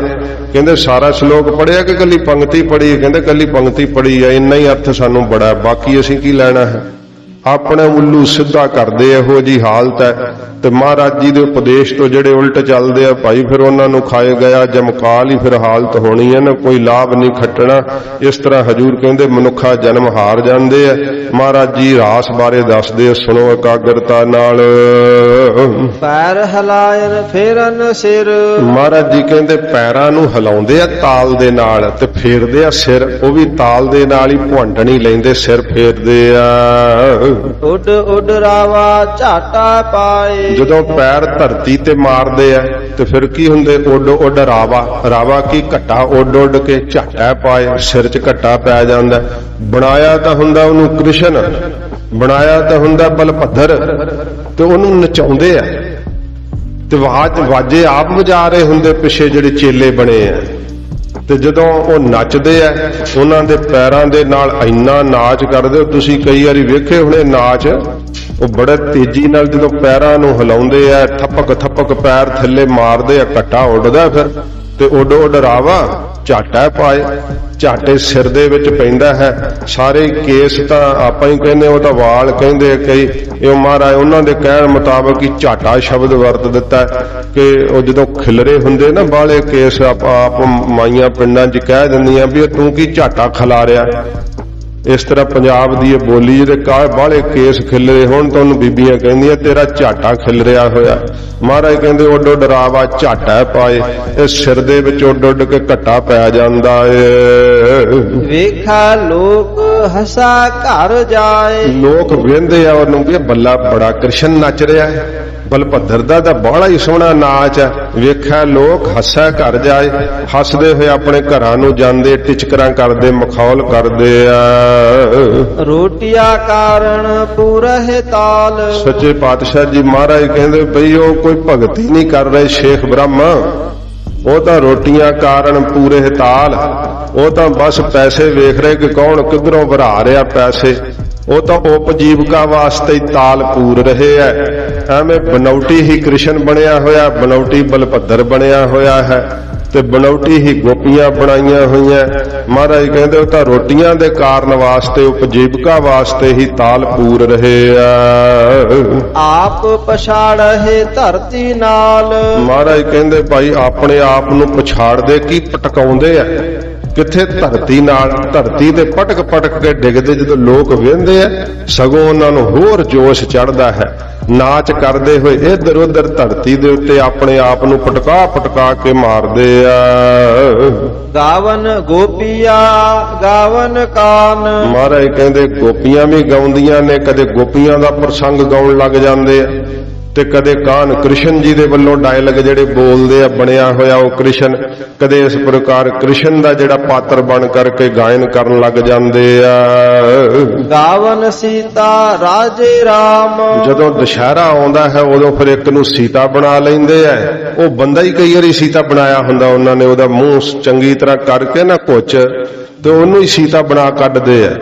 ਦੇਖੋ ਇਹ ਕੋਈ ਸਤਿਕਾਰ ਵਾਲੀ ਗੱਲ ਤੇ ਨਹੀਂ ਨਾ ਬਈ ਤੁਸੀਂ ਸੀਤਾ ਜੀ ਨੂੰ ਮਾਤਾ ਕਹਿ ਕੇ ਸਤਿਕਾਰ ਦਿੰਨੇ ਆ, ਇੰਨਾ ਅਦਬ ਕਰਦੇ ਆ ਤੇ ਕੀ ਕਿਸੇ ਉਹੋ ਹੀ ਦੇਖੋ ਸਾਧ ਸੰਗਤ ਜੀ ਇਹਨਾਂ ਦੀਆਂ ਗੱਲਾਂ। ਰਾਤ ਨੂੰ ਰਾਮ ਲੀਲਾ ਕਰਦੇ ਆ ਤੇ ਉਹੋ ਹੀ ਸੀਤਾ ਮੁੜ ਸਿਗਟਾਂ ਪੀ ਰਹੀ ਹੁੰਦੀ ਹੈ, ਉਹੋ ਹੀ ਰਾਮਚੰਦਰ ਬਣਾਇਆ ਤਮਾਕੂ ਖਾ ਰਿਹਾ ਹੁੰਦਾ ਹੈ। ਇਹ ਕੋਈ ਤਰੀਕਾ ਹੈ? ਆ ਜਿਹੜਾ ਇਹਨਾਂ ਸੀਰੀਅਲ ਵੀ ਨਹੀਂ ਸੀ ਬਣਾਇਆ ਉਹ ਰਾਮ ਲੀਲਾ ਦਾ, ਰਮਾਇਣ ਆਦਿਕ ਬੜਾ ਮਸ਼ਹੂਰ ਹੋਇਆ ਸੀਗਾ ਉਹ, ਤੇ ਉਹਦੇ ਜਿਹੜੇ ਪਾਤਰ ਸੀ ਨਾ ਉਹ ਕਿਤੇ ਸੀਤਾ ਬਣੀ, ਕਿਤੇ ਉਹਨੇ ਆਪ ਦੱਸਿਆ ਕਹਿੰਦੇ ਮੈਂ ਬੀਜ ਤੇ ਨਹਾ ਰਹੀ ਸੀ ਤੇ ਲੋਕ ਮੈਨੂੰ ਵੇਖ ਕੇ ਮੱਥੇ ਟੇਕੀ ਜਾਣ, ਬੀਜ ਤੇ ਅੱਧੇ ਕੱਪੜੇ ਪਾਏ ਉਸਨੇ, ਦੱਸੋ। ਤੇ ਜਿਹੜਾ ਰਾਮਚੰਦਰ ਬਣਾਇਆ ਸੀਗਾ ਉਹਨਾਂ ਦੇ ਆਪ ਦੀਆਂ ਕਹਿਣ ਦੀਆਂ ਗੱਲਾਂ, ਕਹਿੰਦਾ ਮੈਂ ਕਿਤੇ ਸਿਗਰਟ ਪੀਂਦਾ ਸੀ, ਲੋਕ ਮੇਰੇ ਵੱਲ ਅੱਖਾਂ ਕੱਢਣ ਲੱਗ ਪਏ ਕਿ ਤੂੰ ਰਾਮਚੰਦਰ ਬਣਿਆ ਸੀ ਹੁਣ ਸਿਗਰਟਾਂ ਪੀਣਾ। ਉਹ ਰਾਮਚੰਦਰ ਥੋੜੋ ਸੀਗਾ ਇਹ। ਮਹਾਰਾਜ ਸਤਿਗੁਰੂ ਜੀ ਦੱਸਦੇ ਵੇਖੋ ਹੁਣ ਇਹ ਤਾਂ ਅਜੇ ਵੀ ਉਵੇਂ ਹੀ ਕਰੀ ਜਾਂਦੇ ਆ ਨਾ, ਉਸੇ ਤਰ੍ਹਾਂ ਹੀ ਬਾਦ ਦਸਤੂਰ ਹੀ ਚੱਲਦਾ। ਜਦੋਂ ਦੁਸ਼ਹਿਰਾ ਆਉਂਦਾ ਹਜੂਰ ਦੱਸਦੇ ਆ ਗਾਵਨ ਸੀਤਾ ਰਾਜੇ ਰਾਮ। ਗਾਉਣ ਲੱਗ ਜਾਂਦੇ ਕਦੇ ਸੀਤਾ ਦੇ ਪ੍ਰਸੰਗ ਨੂੰ, ਇਸ ਤਰ੍ਹਾਂ ਜਨਕ ਦੀ ਦੁਲਾਰੀ ਸੀਗੀ ਉਹ ਵਿੱਚ ਗੀਤ ਵੀ ਗਾਉਂਦੇ ਹੁੰਦੇ ਆ ਨਾ, ਐਵੇਂ ਮਹਾਰਾਜ ਕਹਿੰਦੇ ਭਾਈ ਕਦੇ ਕਿ ਸੀਤਾ ਦਾ ਪ੍ਰਸੰਗ ਗਾਉਣ ਲੱਗ ਜਾਂਦੇ ਆ ਤੇ ਕਦੇ ਇਸ ਪ੍ਰਕਾਰ ਰਾਜਾ ਰਾਮ ਜੋ ਦਸ਼ਰਥ ਦੇ ਪੁੱਤਰ ਹੋਏ ਨੇ ਸ਼੍ਰੀ ਰਾਮਚੰਦਰ ਜੀ ਰਾਜੇ, ਉਹ ਰਾਮਚੰਦਰ ਇੱਕ ਬਣਿਆ ਹੋਇਆ, ਫਿਰ ਉਹ ਰਾਮਚੰਦਰ ਦੇ ਪ੍ਰਸੰਗ ਜਿਹੜਾ ਗਾਉਣ ਲੱਗ ਜਾਂਦਾ ਹੈ। ਨਿਰਭਉ ਨਿਰੰਕਾਰ ਸਚ ਨਾਮ। ਸਤਿਗੁਰੂ ਜੀ ਇਹਨਾਂ ਨੂੰ ਮੁਕਤ ਤਾਂ ਮਿਲਦੀ ਹੋਊਗੀ, ਮਹਾਰਾਜ ਕਹਿੰਦੇ ਸ਼ੇਖ ਬ੍ਰਹਮ ਇਹਨਾਂ ਦੇ ਨਾਲ ਚੀਜ਼ਾਂ ਨਾਲ ਮੁਕਤੀ ਨਹੀਂ ਮਿਲਦੀ ਹੈ। ਉਹ ਕਹਿਣ ਨੂੰ ਤੇ ਰਾਸ ਧਾਰੀਏ ਭਗਉਤੀਏ ਕਹਿੰਦੇ ਅਸੀਂ ਭਗਤੀ ਕਰ ਰਹੇ ਆ, ਮਹਾਰਾਜ ਕਹਿੰਦੇ ਮੁਕਤੀ ਦਾ ਕਾਰਨ ਤਾਂ ਇੱਕੋ ਇੱਕ ਹੈ। ਕਿਹੜਾ ਹੈ ਹਜੂਰ ਦੱਸਦੇ ਨੇ ਨਿਰਭਉ ਨਿਰੰਕਾਰ ਸਚ ਨਾਮ।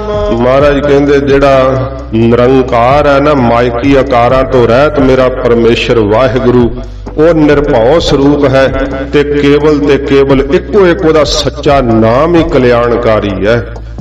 ਰਾਮ ਕ੍ਰਿਸ਼ਨ ਬਣਿਆ ਤੇ ਨੱਚਿਆ ਟੱਪਿਆ, ਮਹਾਰਾਜ ਕਹਿੰਦੇ ਮੁਕਤ ਨਹੀਂ ਮਿਲਦੀ ਸ਼ੇਖ ਬ੍ਰਹਮ। ਮੁਕਤੀ ਦਾ ਕਾਰਨ ਤੇ ਇੱਕੋ ਇੱਕ ਕੇਵਲ ਵਾਹਿਗੁਰੂ ਦਾ ਨਾਮ ਹੈ। ਵੇਖ ਲਓ ਮਹਾਰਾਜ ਸਾਹਿਬ ਜੀ ਨੇ ਸਭ ਖੰਡਨ ਕੀਤਾ, ਸੱਚੇ ਪਾਤਸ਼ਾਹ ਜੀ ਨੇ। ਗਰੀਬ ਨਵਾਜ ਸਤਿਗੁਰੂ ਜੀ ਦੀ ਸਿੱਖਿਆ ਨੂੰ ਜਿਹੜੇ ਮੰਨਦੇ ਨਹੀਂ ਉਹ ਫਿਰ ਸਿੱਖ ਨਹੀਂ ਅਖਵਾ ਸਕਦੇ। ਅੱਗੇ ਬਚਨ ਆਉਣਗੇ ਮਹਾਰਾਜ ਜੀ ਦੇ ਜਿਹੜੇ ਕਹਿਣ ਕੇ ਵੇਖੋ ਜੀ ਤਾਂ ਤਰਕ ਬਤਰਕ ਕੀਤੀ ਹੈ, ਤਰਕ ਬਤਰਕ ਕਿਸੇ ਹੋਰ ਨੇ ਕੀਤੀ, ਜਗਤ ਦੇ ਮਾਲਕ ਗੁਰੂ ਨਾਨਕ ਸਾਹਿਬ ਨੇ ਕੀਤੀ ਹੈ।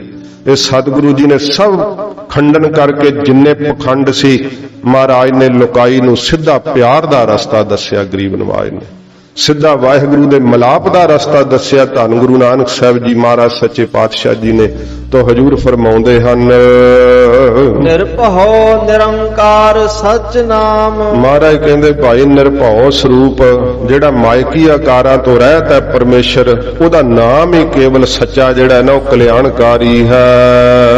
ਜਾ ਕਾ ਕੀਆ ਸਗਲ ਜਹਾਨ। ਜਿਸ ਵਾਹਿਗੁਰੂ ਦਾ ਕੀਤਾ ਹੋਇਆ ਇਹ ਸਾਰਾ ਜਹਾਨ ਹੈ, ਜਿਨ ਸਾਰੀ ਕਾਇਨਾਤ ਨੂੰ ਕੀਤਾ ਹੈ। ਕਾਇਨਾਤ ਵਿੱਚ ਨਾ ਪਰਚੋ, ਕਾਇਨਾਤ ਦੇ ਮਾਲਕ ਦਾ ਨਾਮ ਜਪੋ, ਵਾਹਿਗੁਰੂ ਦਾ ਨਾਮ ਜਪੋ। ਕੁਦਰਤ ਵੱਲ ਵੇਖ ਕੇ ਨਾ ਭਰਮੋ, ਕਾਦਰ ਵੱਲ ਵੇਖੋ। ਕਾਦਰ ਨੂੰ ਜਦੋਂ ਤੁਸੀਂ ਜਪੋਗੇ ਤਾਂ ਤੁਹਾਡੇ ਅੰਦਰ ਉਹ ਕੁਦਰਤ ਆਪੇ ਹੀ ਰਮਣ ਲੱਗ ਜਾਣੀ ਹੈ। ਕੁਦਰਤ ਦੀ ਸ਼ਕਤੀ ਤੁਹਾਨੂੰ ਆਪੇ ਮਹਿਸੂਸ ਹੋਣ ਲੱਗ ਜਾਣੀ ਹੈ। ਕੱਲੀ ਕੁਦਰਤ ਨਾਲ ਸ਼ਕਤੀ ਨਹੀਂ ਮਹਿਸੂਸ ਹੁੰਦੀ, ਕਾਦਰ ਨਾਲ ਜੁੜਿਆ ਕੁਦਰਤ ਦੀ ਸ਼ਕਤੀ ਮਹਿਸੂਸ ਹੁੰਦੀ ਹੈ।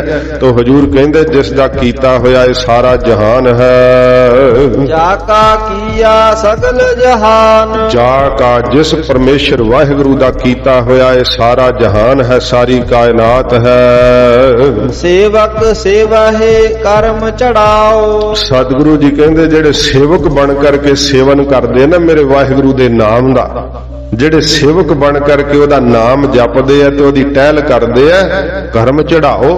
ਉਹਦੇ ਉੱਤੇ ਮੇਰਾ ਵਾਹਿਗੁਰੂ ਆਪਣੀ ਕਰਮ ਬਖਸ਼ਿਸ਼ ਕਰ ਦਿੰਦਾ ਹੈ ਤੇ ਉਹਦੀ ਸੁਰਤ ਨੂੰ ਫਿਰ ਜਿਹੜਾ ਹੈ ਨਾ ਤੁਰਿਆ ਪਦ ਵਿੱਚ ਚਾੜ ਦਿੰਦਾ ਮੇਰਾ ਵਾਹਿਗੁਰੂ। ਗਿਆਨ ਅਰੂੜ ਹੋ ਜਾਂਦੀ ਉਹਨਾਂ ਦੀ ਸੁਰਤ। ਆ ਨੱਚਣ ਟੱਪਣ ਨਾਲ ਥੋੜੋ ਗਿਆਨ ਹੁੰਦਾ। ਮਹਾਰਾਜ ਕਹਿੰਦੇ ਜਿਹੜਾ ਟਹਿਲ ਕਰਦਾ ਵਾਹਿਗੁਰੂ ਦੀ, ਟਹਿਲ ਕੀ ਕਰਨੀ ਹੈ? ਵਾਹਿਗੁਰੂ ਵਾਹਿਗੁਰੂ ਵਾਹਿਗੁਰੂ, ਇਹ ਜਪਣਾ ਹੀ ਪਰਮੇਸ਼ਰ ਦੀ ਸੇਵਨਾ ਹੈ। ਮਹਾਰਾਜ ਜੀ ਕਹਿੰਦੇ ਭਾਈ ਉਹਨਾਂ ਉੱਤੇ ਮੇਰੇ ਵਾਹਿਗੁਰੂ ਦੀ ਬਖਸ਼ਿਸ਼ ਹੋ ਜਾਂਦੀ ਹੈ ਤੇ ਉਹਨਾਂ ਦੀ ਬਿਰਤੀ ਚੜ ਜਾਂਦੀ ਹੈ 10ਵੇਂ ਪਦ ਦੇ ਅੰਦਰ, ਦਵਾਰ ਦੇ ਅੰਦਰ। ਇੰਨੀ ਰਾਣ ਜਿਨ੍ਹਾਂ ਮਨ ਚਾਓ, ਜਿਨ੍ਹਾਂ ਦੇ ਮਨ ਦੇ ਅੰਦਰ ਨਾਮ ਦੇ ਜਪਣ ਦਾ ਚਾਉ ਹੈ ਨਾ, ਉਤਸ਼ਾਹ ਹੈ, ਉਹ ਤਾਂ ਫਿਰ ਰਾਤਾਂ ਨੂੰ ਥੋੜੋ ਸੌਂਦੇ ਐ। ਭਿੰਨੀ ਰਹਿਣ, ਉਹਨਾਂ ਨੂੰ ਰਾਤ ਸਾਰੀ ਪਿਆਰ ਵਿੱਚ ਭਿੰਨੀ ਭਿੱਜੀ ਹੋਈ ਦਿਖਾਈ ਦਿੰਦੀ ਹੈ। ਮਹਾਰਾਜ ਜੀ ਕਹਿੰਦੇ ਭਾਈ ਜਿਨ੍ਹਾਂ ਦੇ ਮਨ ਦੇ ਅੰਦਰ ਚਾਅ ਹੈ ਪਿਛਲੇ ਰਾਤੀ ਉੱਠ ਬਹਿੰਦੇ, ਉਹ ਤਾਂ ਪਿਛਲ ਰਾਤੀ ਉੱਠ ਕਰਕੇ ਬਹਿ ਜਾਂਦੇ ਐ ਤੇ ਇੱਕ ਮਨ ਹੋਏ ਗੁਰ ਜਾਪ ਜਪੰਦੇ, ਇੱਕ ਮਨ ਹੋ ਕੇ ਇਕਾਗਰ ਹੋ ਕੇ ਸਾਰੇ ਪਾਸਿਆਂ ਤੋਂ ਘੜੀ ਦੀ ਸੈੱਲ ਵਾਲੀ ਘੜੀ ਜਿਹੜੀ ਹੁੰਦੀ ਹੈ ਨਾ, ਉਹ ਟਿਕ ਟਿਕ ਟਿਕ ਐ ਆਵਾਜ਼ ਉਹਨਾਂ ਨੂੰ ਵੱਜਦੀ ਜਿਵੇਂ ਪੱਥਰ ਵੱਜਦਾ ਹੈ। ਥੋੜੀ ਆਵਾਜ਼ ਵੀ ਉਹ ਨਹੀਂ ਸੁਣਦੇ। ਹੋਰ ਉਹ ਸਾਧ ਸੰਗਤ ਜੀ ਉਸ ਸਮੇਂ ਆਪਣੇ ਅੰਦਰੋਂ ਨਿਕਲੀ ਹੋਈ ਆਵਾਜ਼ ਨੂੰ ਸੁਣਦੇ ਆ, ਵਾਹਿਗੁਰੂ ਵਾਹਿਗੁਰੂ ਵਾਹਿਗੁਰੂ। ਇਸ ਧੁਨ ਵਿੱਚ ਆਪਣੇ ਧਿਆਨ ਨੂੰ ਲਾ ਦਿੰਦੇ ਆ। ਸੱਚੇ ਪਾਤਸ਼ਾਹ ਜੀ ਫਰਮਾਉਂਦੇ ਆ, ਭਿੰਨੀ ਰਾਣ ਜਿਨ੍ਹਾਂ ਮਨ ਚਾਓ।